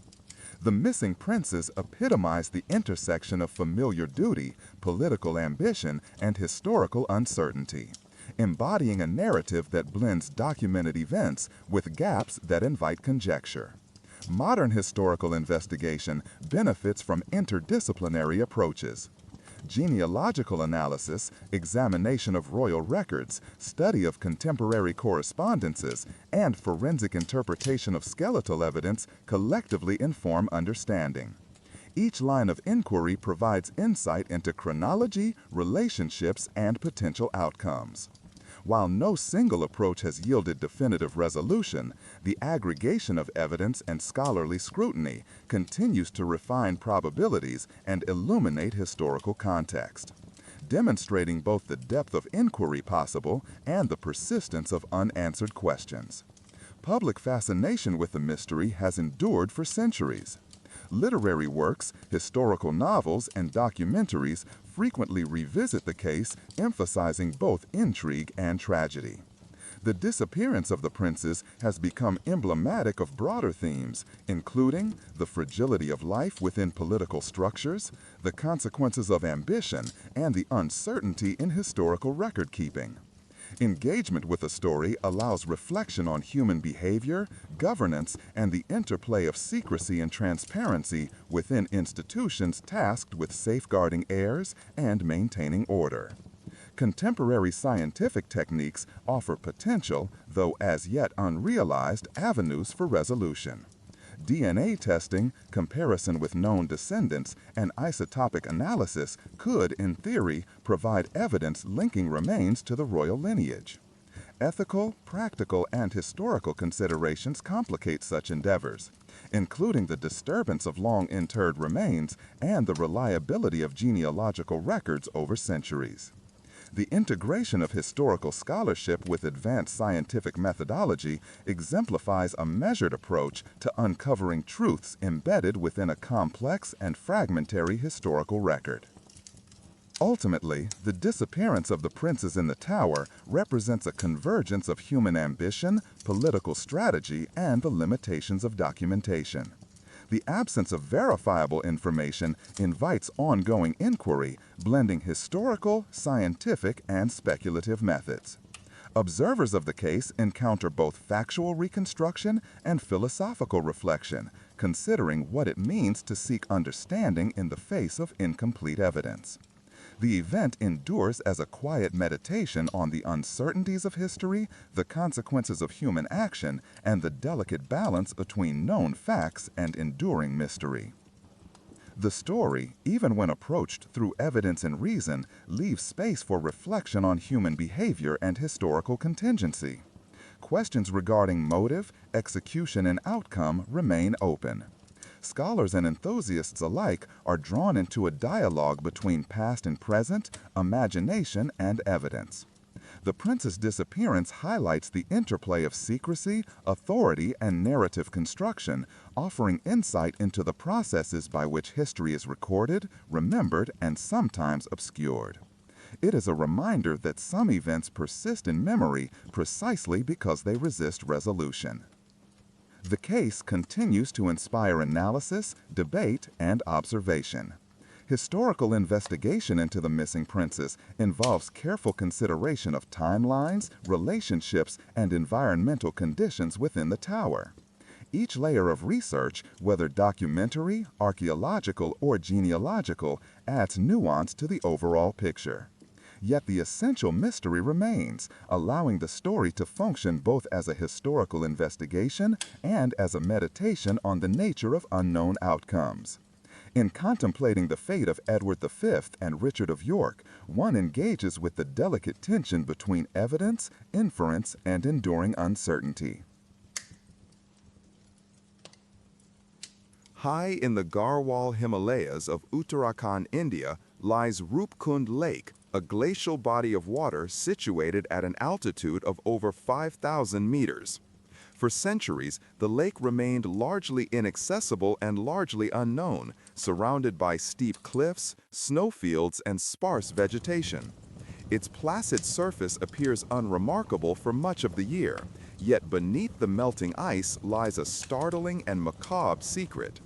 When snow and ice recede during the summer months, hundreds of human skeletons become visible along the lake's edges and occasionally within shallow waters.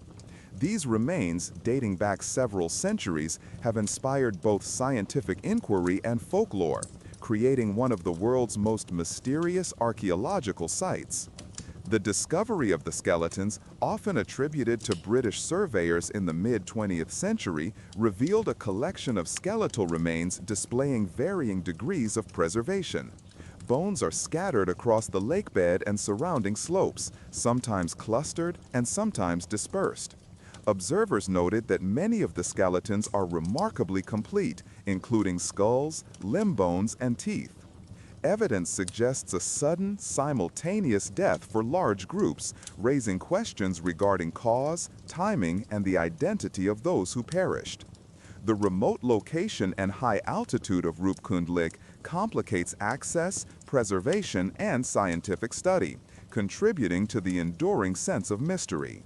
Initial scientific examinations focused on basic skeletal analysis, noting that the remains represent individuals of different ages and sexes. Radiocarbon dating has suggested that the majority of the skeletons originated in the late first millennium CE, though subsequent analysis indicates multiple periods of deposition. Observations also highlight trauma in some skeletons, with fractures on skulls and other bones suggesting violent impacts. These patterns have fueled hypotheses regarding natural disasters, mass violence, or environmental hazards that could explain the sudden deaths of so many individuals in a single location. Various theories have been proposed to account for the presence of the skeletons at Rupkund Lake. One leading hypothesis suggests that a catastrophic hailstorm may have struck a traveling group, causing instantaneous fatalities. The pattern of cranial fractures supports this possibility, as the damage appears consistent with blunt force trauma from falling ice. Other researchers propose the possibility of an epidemic or accidental exposure to extreme weather, though skeletal evidence does not indicate widespread disease.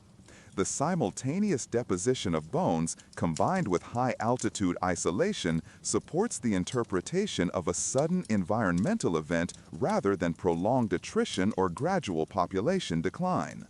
Further research has incorporated advanced techniques, including isotopic analysis, DNA sequencing, and paleopathological study. These investigations reveal additional layers of complexity, indicating the presence of multiple genetic populations among the individuals. Isotope ratios suggest differences in diet and geographical origin, implying that the groups may not have been local to the region. This diversity challenges simplistic narratives and suggests that Rupkund Lake served as a destination or pathway for travelers from varying communities, perhaps pilgrims, traders, or nomadic groups. Cultural interpretations have long surrounded Rupkund Lake. Local legends speak of divine punishment, wandering pilgrims, or mystical forces responsible for the sudden deaths. Folklore often describes travelers defying sacred or ritualistic boundaries, invoking the wrath of supernatural powers. These narratives, passed through oral traditions, blend human psychology, cultural norms, and environmental observation. While not scientific in nature, they illustrate the ways in which societies attempt to explain unaccountable events, weaving moral, spiritual, and environmental elements into enduring stories. Archaeological efforts have sought to document and preserve the remains, noting patterns in burial, deposition, and skeletal arrangement. Surveys map skeletal positions, fractures, and evidence of environmental exposure. Differences in preservation suggest that some remains were subject to longer periods of erosion, freezing, and thawing. Combined with ice movement, seasonal snow, and rock slides, these factors create a complex and shifting record that complicates reconstruction. Despite these challenges, systematic study provides insight into patterns of mortality, survival, and the environmental context in which the events occurred. Recent genomic studies have expanded understanding, revealing that the individuals represent distinct population groups with unique ancestral lineages. Some appear to have ties to populations from southern India, while others indicate northern Himalayan ancestry. This diversity suggests that the events at Rupkund Lake were not confined to a single community, but rather involved multiple traveling groups converging in the region.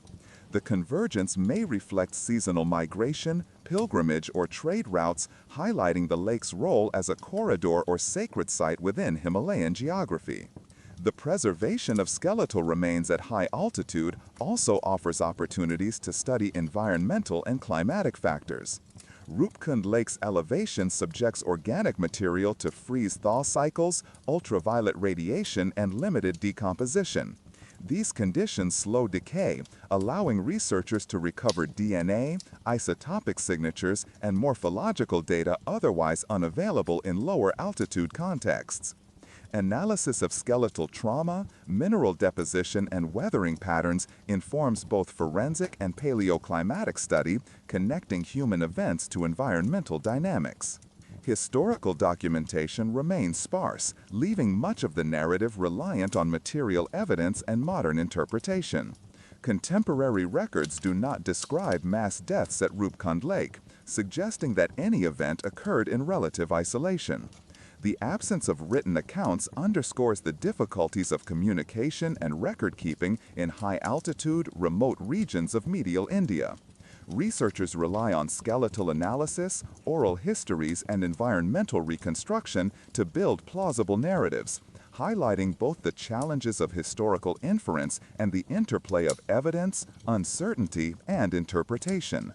The site has become a focus for both scientific research and ecotourism, drawing scholars, photographers, and travelers to witness its stark and haunting environment.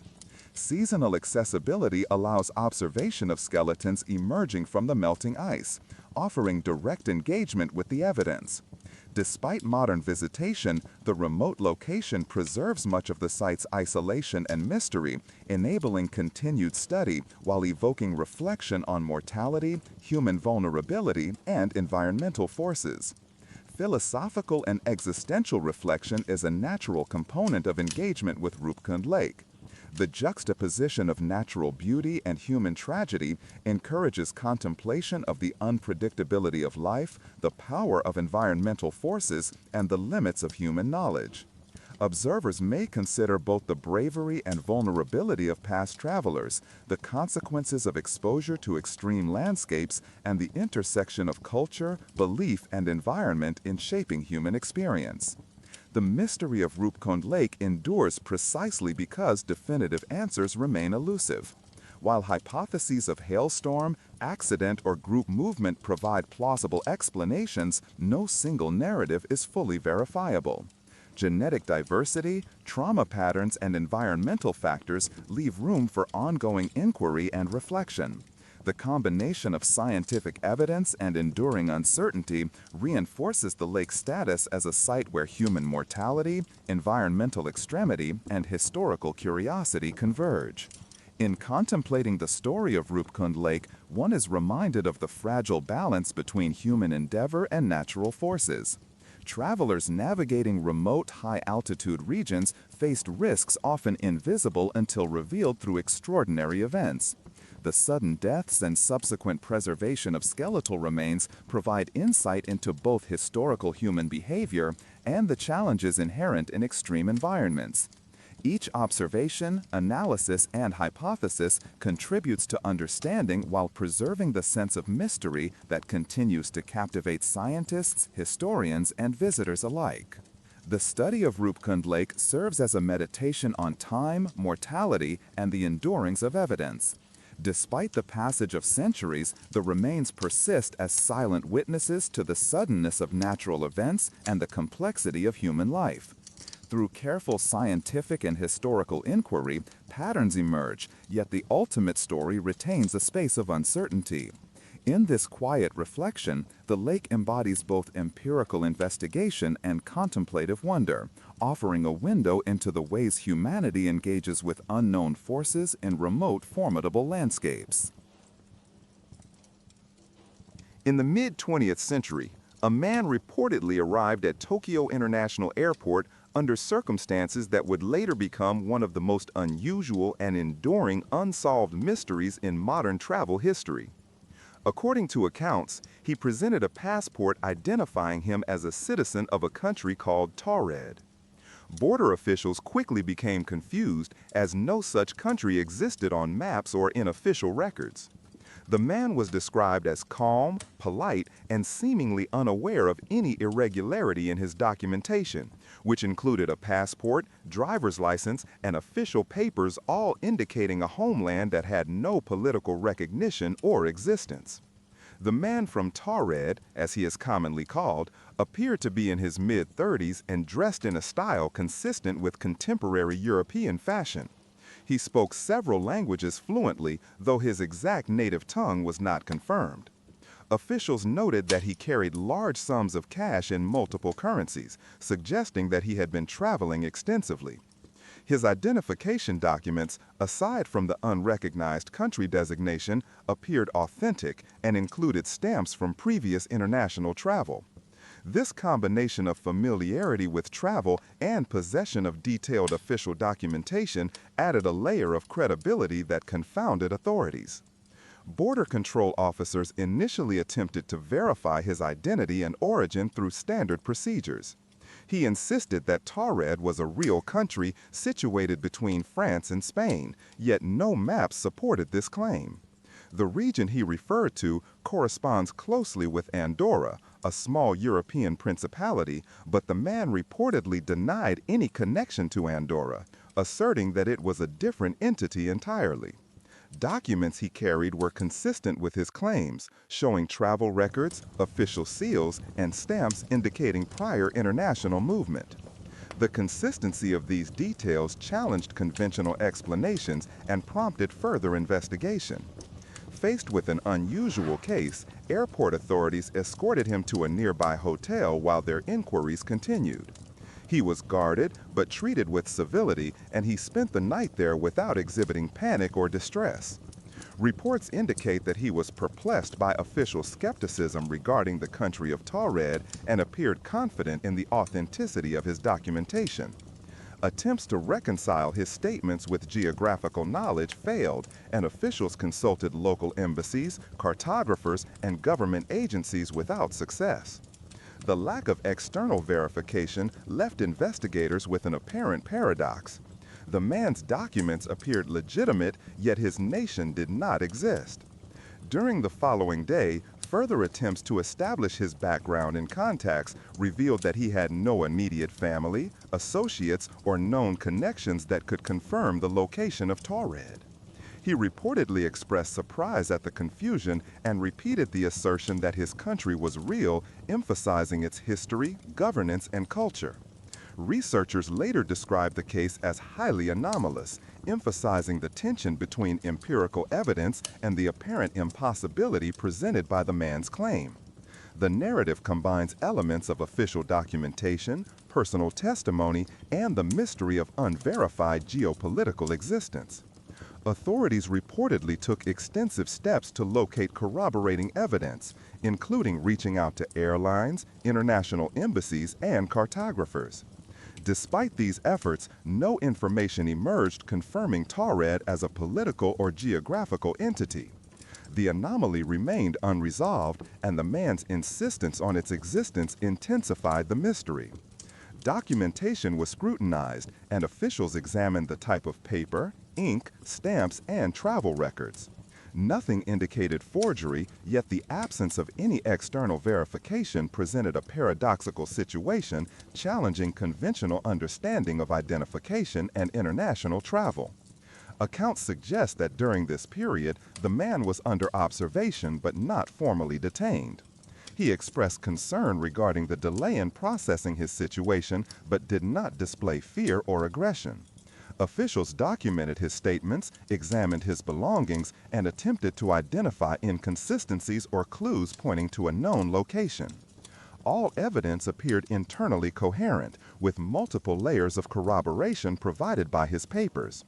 Yet each point of verification highlighted the central mystery.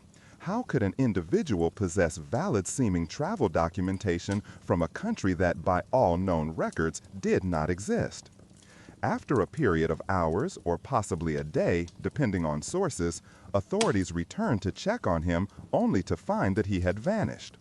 Doors were reportedly locked, guards posted, and the hotel secured, yet the man disappeared without explanation. Neither officials nor police could locate him in the surrounding area, and no record of further travel was available.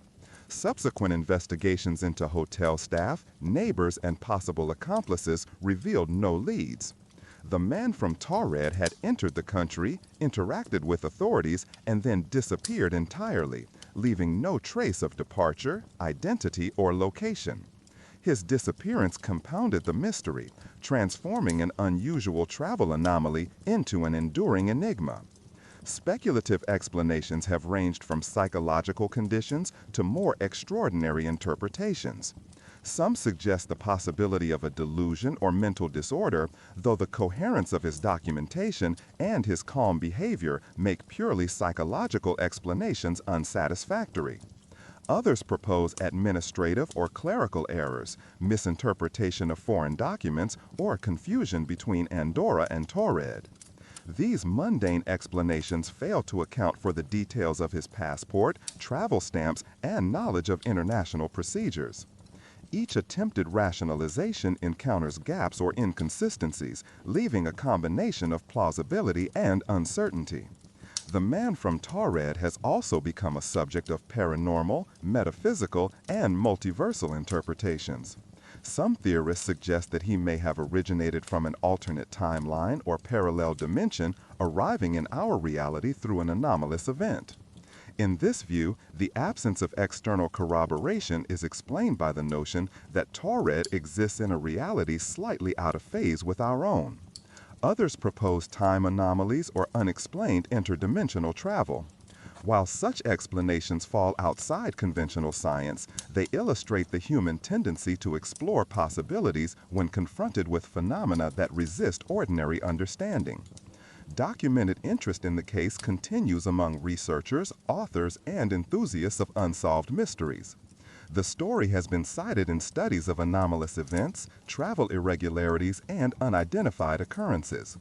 Despite limited evidence beyond anecdotal reports and secondary sources, it occupies a prominent place in discussions of unexplained human experiences. The combination of credible-seeming documentation, official attention, and sudden disappearance creates a compelling narrative that challenges assumptions regarding identity, geography, and bureaucratic verification. The enduring fascination with the man from Taured underscores broader questions regarding observation, verification, and human experience. How do systems of identification function when confronted with anomalies? What constitutes evidence in cases that defy standard classification? The story raises philosophical considerations regarding the reliability of records, the nature of reality, and the limits of empirical knowledge. These reflections align with broader inquiries into human perception, the boundaries of conventional understanding, and the persistence of anomalies that resist definitive resolution. Modern perspectives emphasize careful documentation and critical analysis. While some historical details may be exaggerated or conflated over time, the essential elements remain. An individual, claimed to be from a country that does not exist, presented coherent documentation and disappeared under official observation. The interplay of physical evidence, testimony, and unresolved outcome maintains the case as an object of study, contemplation, and curiosity. It invites reflection on the assumptions we make about geography, identification, and the stability of reality in familiar systems. The man from Taured continues to be cited as a symbol of the unexplained. Scholars, writers, and enthusiasts interpret the case both literally and metaphorically, exploring themes of displacement, mystery, and human cognition. His disappearance, coupled with the apparent legitimacy of his documents, encourages reflection on the fragility of conventional systems, the persistence of unknowns, and the ways human societies confront phenomena that challenge expectations.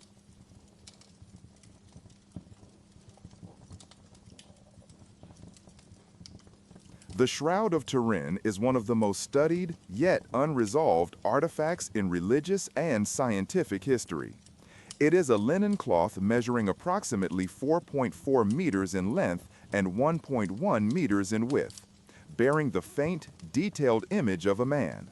The figure appears to show signs of crucifixion, including wounds on the hands, feet, and side, consistent with descriptions found in historical accounts of crucifixion practices in the Roman era. The shroud has long been revered by many as the burial cloth of Jesus of Nazareth, though its authenticity remains the subject of intense debate, blending elements of faith, science, and historical investigation. The cloth first appeared in documented history in the mid-14th century in Liry, France. Records indicate that it was displayed by the local clergy, attracting attention from both the faithful and skeptics. By the late medieval period, the Shroud of Turin was transferred to the House of Savoy, eventually reaching Turin, Italy in 1578. Throughout its documented journey, the cloth has survived fires, political turmoil, and periods of restricted access, contributing to the mystique surrounding its preservation. Each stage of its history introduces questions regarding its origin, the methods used to create the image, and the plausibility of its association with historical figures. Scientific examination of the shroud began in earnest in the late 19th and 20th centuries. Early photography revealed details invisible to the naked eye, highlighting the three-dimensional qualities of the image. Researchers noted the subtle gradations of light and shadow that suggest depth, prompting investigations into how such an image could form on a flat linen surface. The figure's proportions, posture, and alignment of wounds have been analyzed in detail, comparing them to known historical practices of crucifixion. Despite extensive study, the mechanism by which the image was formed remains unknown.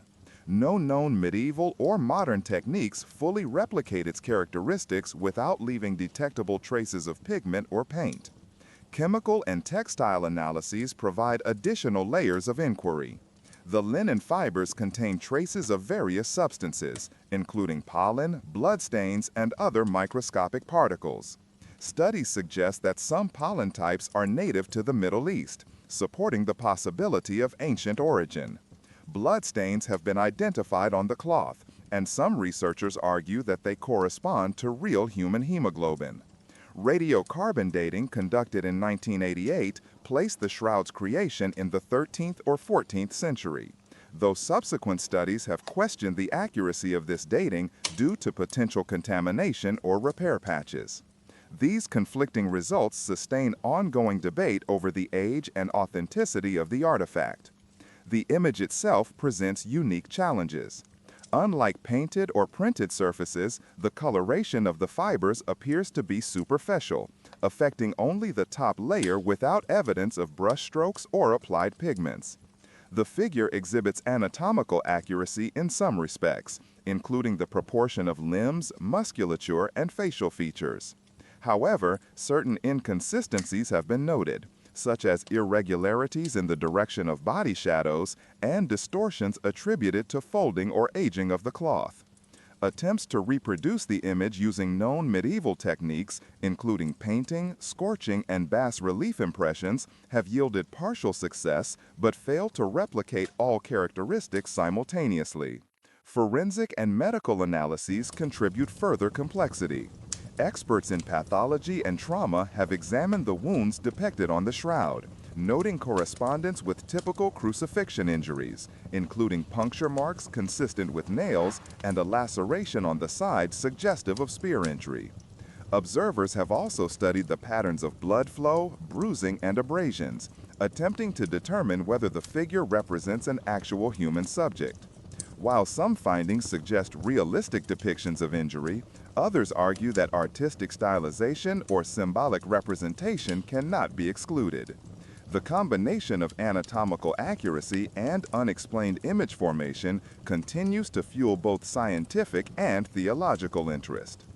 Optical and photographic analyses provide insight into the shroud's unique image properties.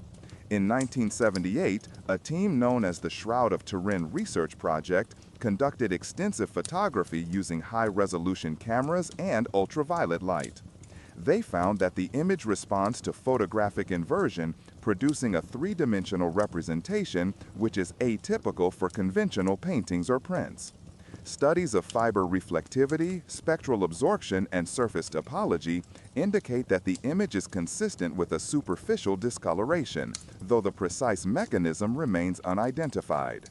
These observations have led to multiple hypotheses, ranging from chemical reactions to unexplained energy emissions. Throughout the centuries, the shroud has been housed in conditions intended to preserve it. Glass cases, climate control, and limited access have reduced the rate of deterioration, though historical incidents such as fires and water damage introduced repairs and contamination.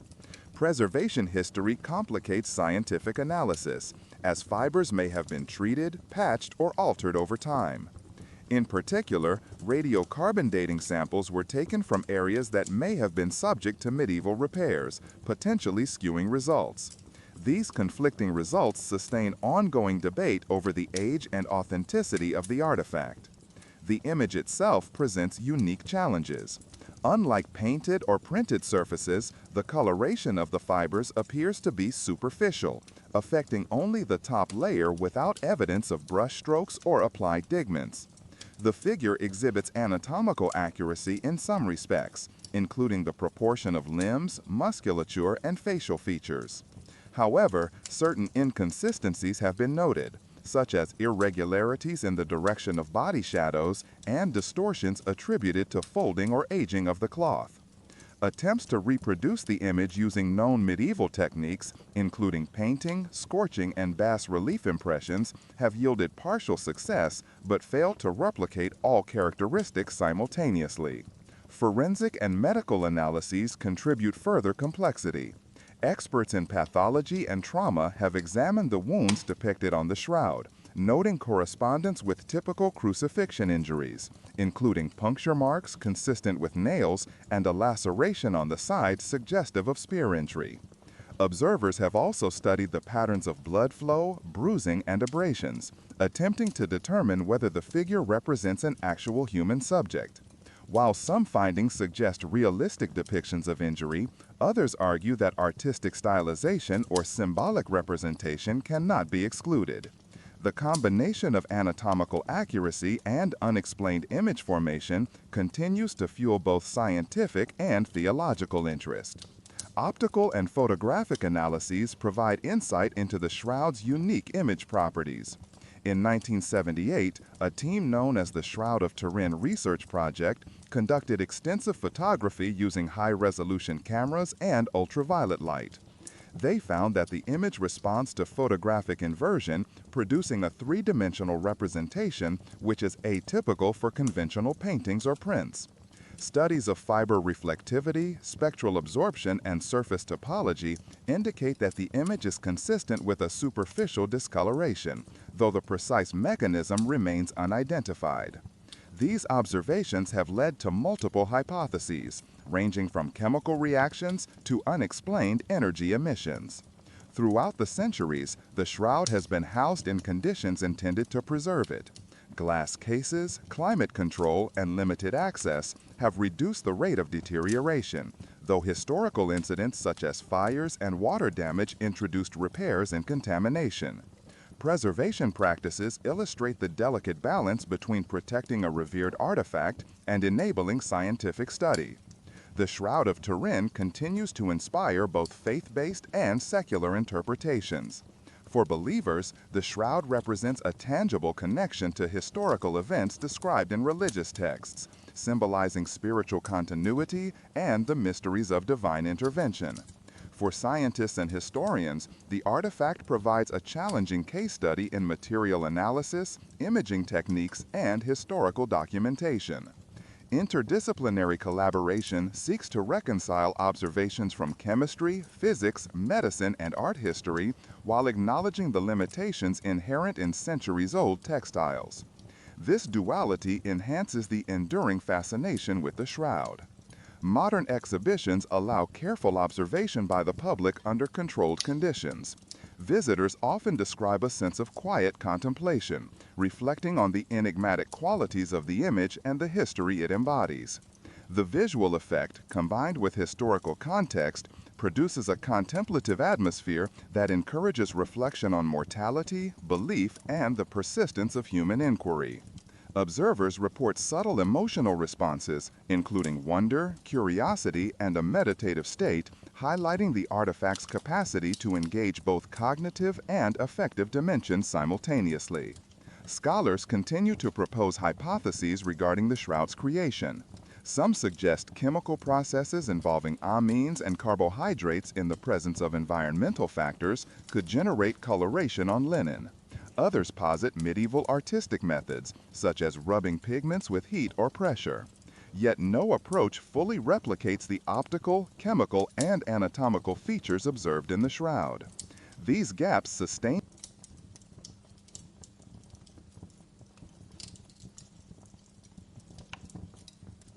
The Bimini Road is an underwater formation located near the northern shore of Bimini Island in the Bahamas. First identified in 1968 by local divers and researcher J. Manson Valentine, the formation consists of a series of large rectangular limestone blocks aligned in a linear pattern. The stones appear to form a continuous path or road stretching for several hundred meters beneath shallow water. The discovery quickly attracted attention from archaeologists, oceanographers, and enthusiasts interested in lost civilizations, as the formation's appearance suggests deliberate construction rather than a natural occurrence. The exact origin, age, and purpose of the Bimini Road remain unresolved, inviting speculation and study. Initial observations emphasize the formation's apparent geometric regularity. Blocks vary in size, but generally measure several meters across, and they are positioned in a way that implies alignment or continuity. The flat tops of the stones, coupled with their orientation, encouraged some researchers to hypothesize that the structure represents an ancient road, pier, or foundation. Photographs of the formation highlight the linear progression of the stones, often appearing as a continuous underwater pathway when viewed from certain angles. These visual cues fueled public fascination and debates over whether the road could be a remnant of a previously unknown civilization. Geological analysis of the Bimini Road presents a complex picture. Many experts argue that the formation is a natural occurrence known as beach rock, a type of sedimentary rock formed in shallow marine environments when sand and carbonate cement together over time. Beach rock formations can produce block-like structures and linear patterns through natural fracturing, tidal movements, and erosion. Examination of the stone's composition indicates the presence of well-cemented limestone, consistent with beach rock, yet some irregularities remain. The debate centers on whether the combination of alignment, flat surfaces, and proximity to Bimini Island is the result of natural processes alone or whether human activity played a role. Dating the formation is challenging due to its underwater context and geological composition. Carbonate deposits and bioerosion complicate attempts to establish precise ages. Some estimates suggest the rocks could be several thousand years old, potentially coinciding with periods of lower sea levels during the late Pleistocene or early Holocene.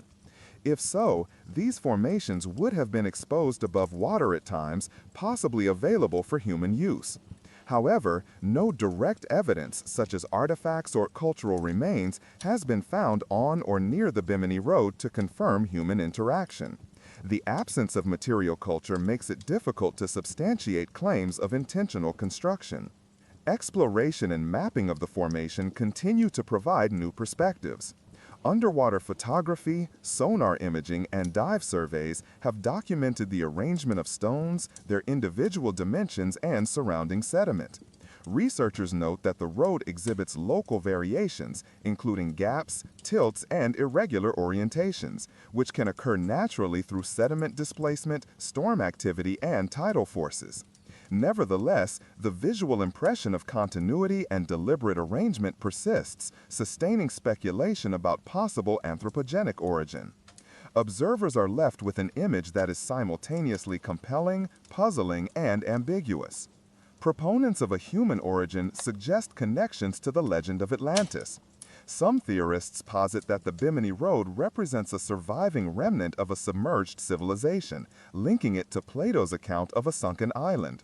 While there is no direct evidence to support this hypothesis, the cultural resonance of Atlantis has amplified interest in the formation. The suggestion of an ancient road or structure beneath the waves invites reflection on human ingenuity, lost knowledge, and the impermanence of civilizations in the face of environmental change. These ideas, whether factual or imaginative, contribute to the formation's enduring mystery. Natural explanations remain widely considered among scientists. Beach rock formations influenced by tidal flow, chemical cementation, and fracturing can create linear, block-like patterns that mimic human constructions.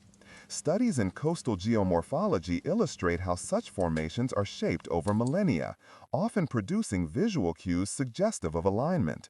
While the stones of the Bimini Road appear remarkably regular, their arrangement can plausibly be explained by natural processes, particularly in a dynamic, shallow marine environment.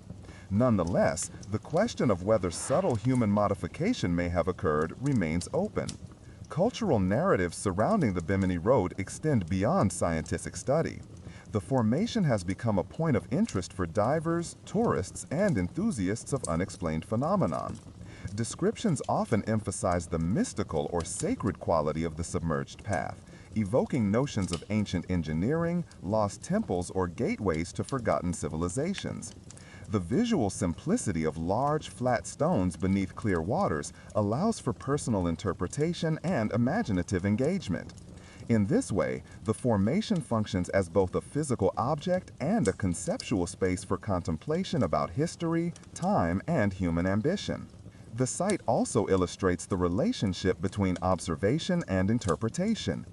Different observers may perceive the Bimini Road in various ways, depending on perspective, light, and prior knowledge.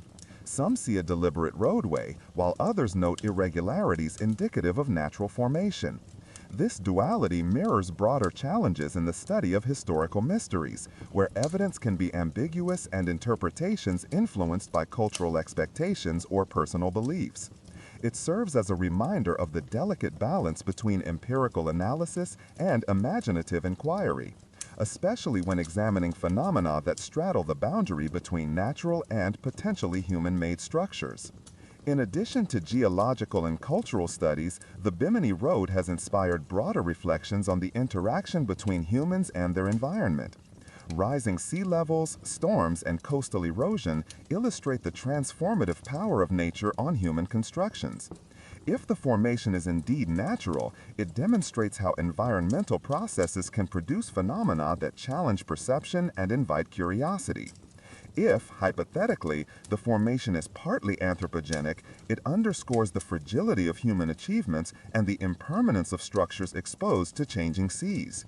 Either scenario encourages meditation, time, nature, and the endurance of material traces.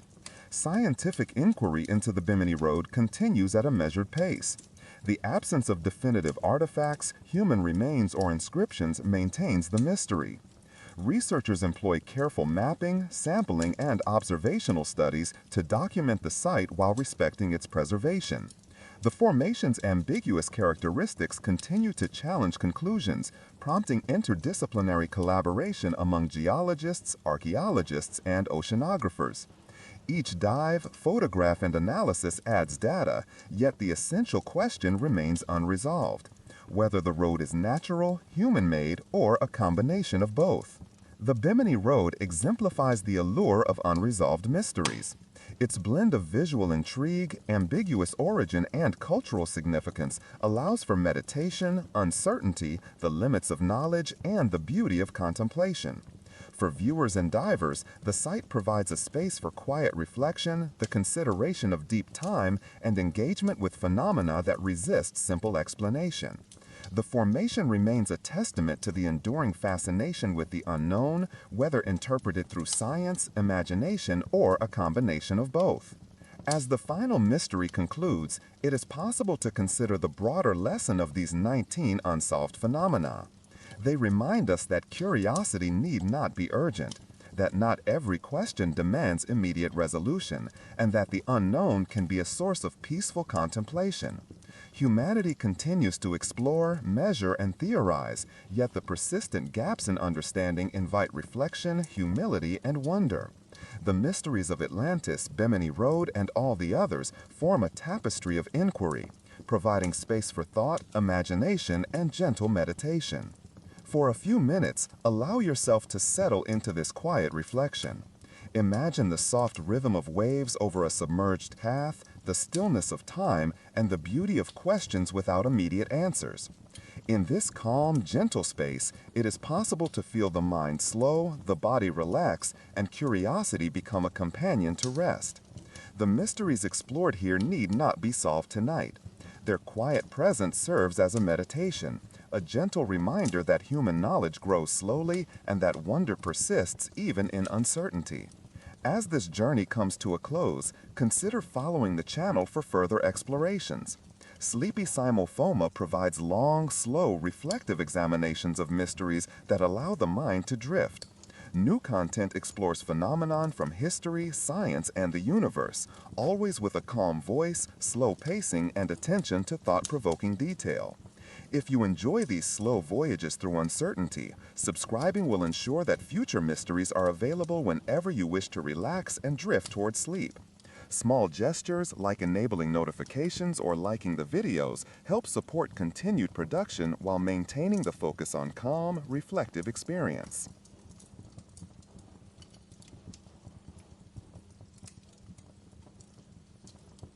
The story of Atlantis originates with the writings of Plato, the ancient Greek philosopher who lived around 400 BCE.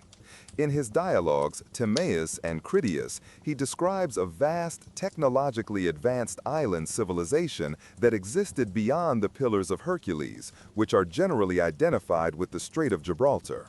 According to Plato, Atlantis flourished thousands of years before his time, ruled by powerful kings, rich in natural resources, and possessing elaborate architecture, harbors, and irrigation systems.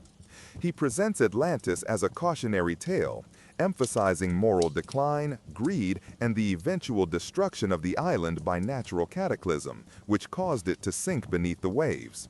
The narrative introduces a mixture of historical claim, philosophical reflection, and mythic allegory, leaving the precise nature of Atlantis ambiguous.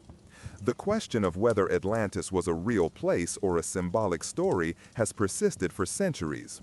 Scholars have debated the plausibility of Plato's account, examining whether it describes a historical memory, an allegorical warning, or a combination of both. Archaeologists and geologists have searched for evidence of a lost civilization that matches the description, focusing on regions around the Mediterranean, the Atlantic Ocean, and beyond. Despite numerous hypotheses, no universally accepted archaeological evidence has been found to confirm the existence of Atlantis. The mystery persists in part because Plato provides only second-hand or philosophical descriptions, leaving crucial details open to interpretation. Some investigations focus on potential geographic locations. Proposals include the island of Santorini, known for the Minoan civilization and a massive volcanic eruption around 1600 BCE, which devastated settlements and may have inspired tales of sunken cities. Others consider the Azores, Canary Islands, or submerged structures in the Caribbean. Geological studies explore the possibility of tectonic activity, earthquakes, and tsunamis capable of destroying entire coastal regions. However, despite these intriguing alignments, the evidence remains circumstantial, and no definitive Atlantis site has been identified. The lack of concrete findings contributes to the enduring appeal of the mystery. Plato's description includes specific details about the organization and culture of Atlantis. He writes of concentric rings of land and water, a central acropolis, temples, and extensive canals for transportation. The Atlanteans supposedly possessed abundant resources, from precious metals to fertile farmland, and maintained a disciplined society with strict moral and legal codes. Scholars have attempted to reconcile these details with known ancient civilizations, suggesting that Plato may have drawn on Minoan or Egyptian accounts, combining memory, observation, and imaginative elaboration. The precise balance of fact and fiction in these descriptions remains unresolved. Myth, legend, and literary interpretation have significantly influenced the reception of Atlantis. Over the centuries, writers, philosophers, and explorers have added layers of speculation, attributing technological marvels, hidden knowledge, and mystical powers to the lost civilization. Some narratives depict Atlantis as a utopia, others as a cautionary tale of hubris and divine punishment. These interpretations blend historical curiosity with imagination, shaping a cultural fascination that extends across continents and eras. The allure of Atlantis persists not only because of its possible historical basis, but also because of the symbolic resonance of a lost, idolized world. Scientific studies examine whether natural phenomenon could account for Plato's story. The eruption of Thera, known today as Santorini, produced massive volcanic ash clouds, tsunamis, and destruction of settlements. Geological evidence supports significant environmental upheaval in the region during the Late Bronze Age. Similarly, studies of sea level changes, sediment deposits, and coastal subsidence provide insight into how ancient civilizations could have experienced catastrophic flooding or loss of land. These events may have been interpreted or transmitted through oral tradition, eventually inspiring the narrative preserved by Plato. Nevertheless, no definitive archaeological evidence directly links these events to a civilization matching all characteristics of Atlantis. Some researchers approach the question from an anthropological perspective, examining the role of myth in human cognition and culture. Legends of sunken lands and lost civilizations appear in various traditions, suggesting a widespread human tendency to explain natural disasters and the disappearance of settlements through storytelling. The transmission of oral history, combined with exaggeration over generations, could result in accounts like Atlantis. In this view, the story functions as a moral, cultural, or pedagogical device, reflecting values, fears, and observations rather than precise historical reality. This perspective does not diminish fascination, but situates the narrative within a broader understanding of human culture. Modern exploration and technology continue to examine potential Atlantis locations. Satellite imaging, sonar mapping, and underwater archaeology have revealed submerged structures, anomalous formations, and potential remnants of human activity in several regions. However, distinguishing between natural geological formations and evidence of human construction remains challenging. Hypotheses about Atlantis persist, ranging from partially destroyed Bronze Age settlements to entirely mythical constructs. This ambiguity sustains scholarly debate, public imagination, and speculative inquiry, blending scientific observation with philosophical reflection on uncertainty. The endurance of the Atlantis question highlights broader issues in the study of human history. It underscores the limits of historical memory, the transmission of knowledge, and the interpretation of ancient texts. Scholars must consider the reliability of sources, the influence of contemporary culture, and the potential for imaginative elaboration. Similarly, readers and observers are confronted with the tension between empirical evidence and narrative authority, balancing curiosity with critical reasoning. Atlantis exemplifies the challenges of reconstructing the past, particularly when narratives combine history, philosophy, and allegory. Philosophical reflection on Atlantis invites contemplation of human ambition, civilization, and impermanence. The story's themes of moral decline, natural catastrophe, and lost knowledge resonate across time, prompting consideration of the fragility of human achievement. Observers are encouraged to reflect on the ephemeral nature of societies, the unpredictability of environmental events, and the ethical dimensions of human behavior. In this way, Atlantis functions not only as a historical or geographic mystery, but also as a vehicle for meditation on existence, human endeavor, and the passage of time. Throughout the centuries, Atlantis has inspired exploration, literature, and scientific investigation. Explorers have launched expeditions to locate its remains, writers have fictionalized its culture and technology, and researchers continue to apply modern methods to evaluate claims.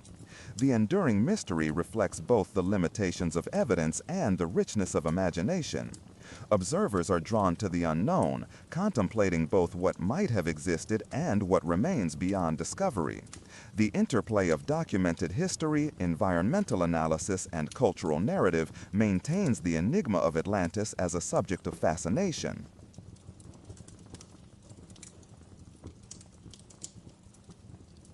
In the vast, open stretches of the desert near Marfa, Texas, an unusual phenomenon has persisted for over a century, captivating observers with flickering lights that appear on the horizon during the night. These lights, known as the Marfa lights, emerge unpredictably, glowing in colors ranging from white to yellow, orange, and sometimes red. They drift, split, merge, and disappear without apparent cause. Unlike conventional vehicle headlights or other artificial sources, the lights behave in ways that defy simple explanation, appearing in locations where no roads or settlements exist. The isolated desert environment amplifies their otherworldly presence, creating a sense of mystery and quiet awe. Reports of the Marfa lights date back to the 19th century, though documentation became more frequent during the 20th century. Early accounts described cowboys and travelers observing glowing orbs moving across the desert plains. Witnesses often note a smooth, hovering quality to the lights, sometimes forming linear patterns or clusters.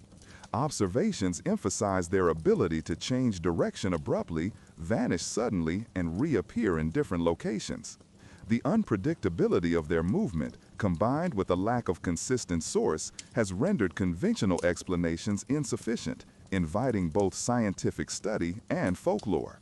Researchers have approached the Marfa lights through a combination of field observation, photographic analysis, and environmental study. They record times, positions, weather conditions, and visual characteristics, seeking patterns that could indicate natural or human-made origins. The lights are most often seen after sunset and before sunrise under clear skies, though sightings can occur under varying conditions. Observers note that atmospheric phenomena, temperature inversions, and the reflection of distant lights may contribute to some occurrences, yet these explanations do not account for all documented behavior. The combination of scientific scrutiny and continued anomaly sustains the mystery. One of the more conventional explanations suggests that the lights are caused by vehicle headlights along distant highways, reflecting off atmospheric layers in ways that distort perception. Experiments have demonstrated that light from roads, when refracted through layers of heated and cooled air, can create the illusion of floating or moving orbs. However, this hypothesis encounters limitations, particularly when lights appear in locations far from known roads or when observed in patterns inconsistent with human activity. The phenomenon often occurs in areas where vehicular traffic is minimal and movement does not match known road alignments. Atmospheric explanations have also been considered. Temperature inversions, where layers of warm air trap cooler air beneath them, can bend light and create optical illusions. Such inversions can amplify distant sources of light, sometimes producing ghostly moving effects. Similarly, the composition of the desert floor, with its unique mineral content and dry air, may influence visual perception. Light scattered through particulates, combined with the observer's perspective from slight elevations or depressions, can contribute to anomalous sightings. Nevertheless, these physical explanations do not account for every observed characteristic, leaving room for continued debate. Folklore and local tradition provide another layer of interpretation.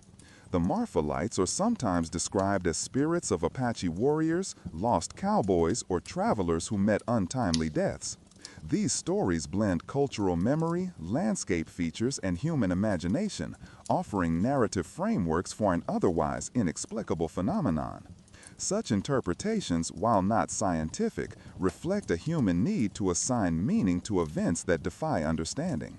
They illustrate how communities embed anomalies within cultural and moral landscapes, maintaining a sense of wonder and narrative continuity across generations. Scientific studies have occasionally employed advanced technologies, including long-exposure photography, spectroscopic analysis, and video tracking to analyze the Marfa lights. These methods reveal variations in intensity, color spectrum, and movement patterns. Some lights exhibit a consistent wavelength suggestive of combustion or reflection, while others show behavior inconsistent with terrestrial sources.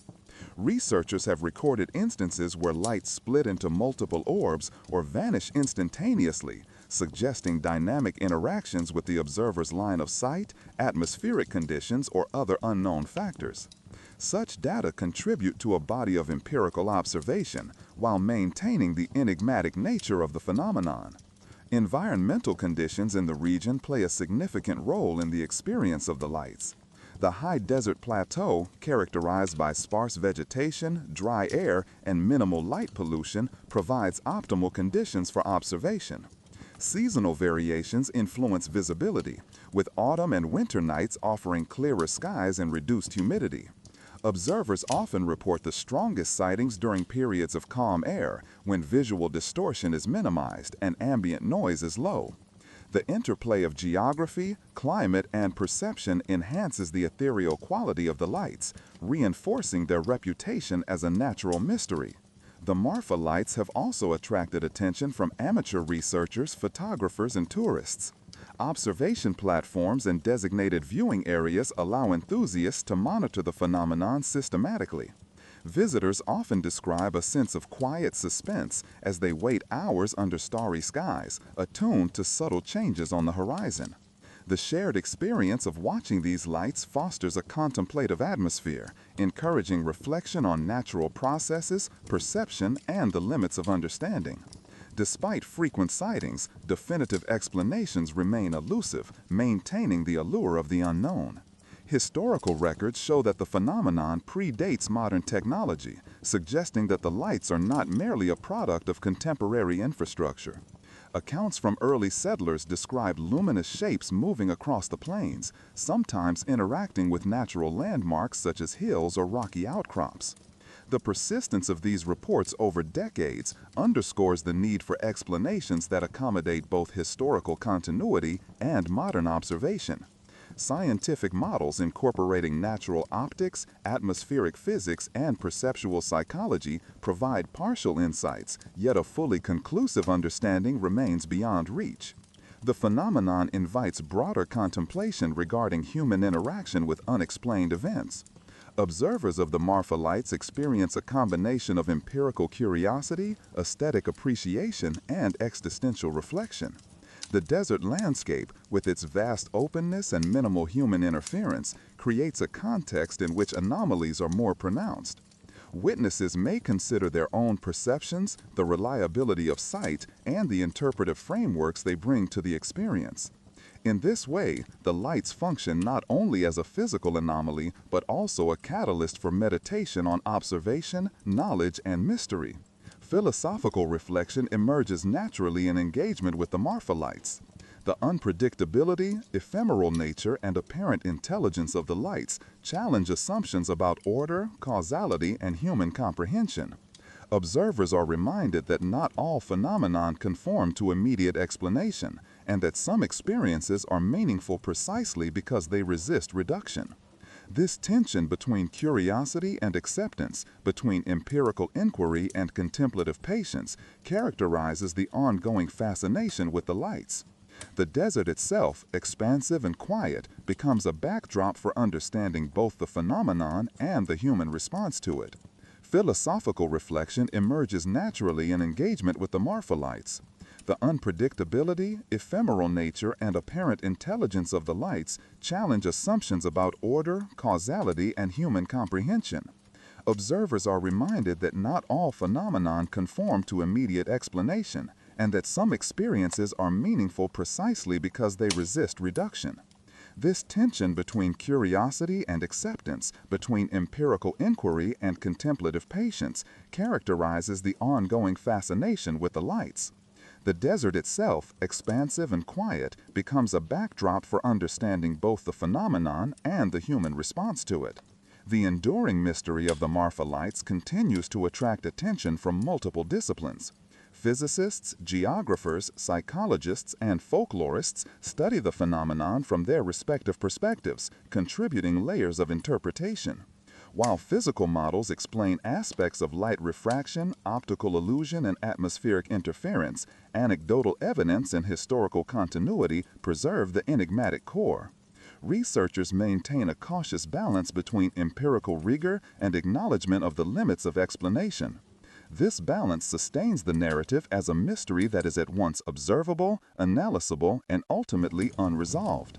In contemplating the Marfa lights, one is invited to consider the intersection of natural processes, human perception, and the persistence of unexplained phenomenon.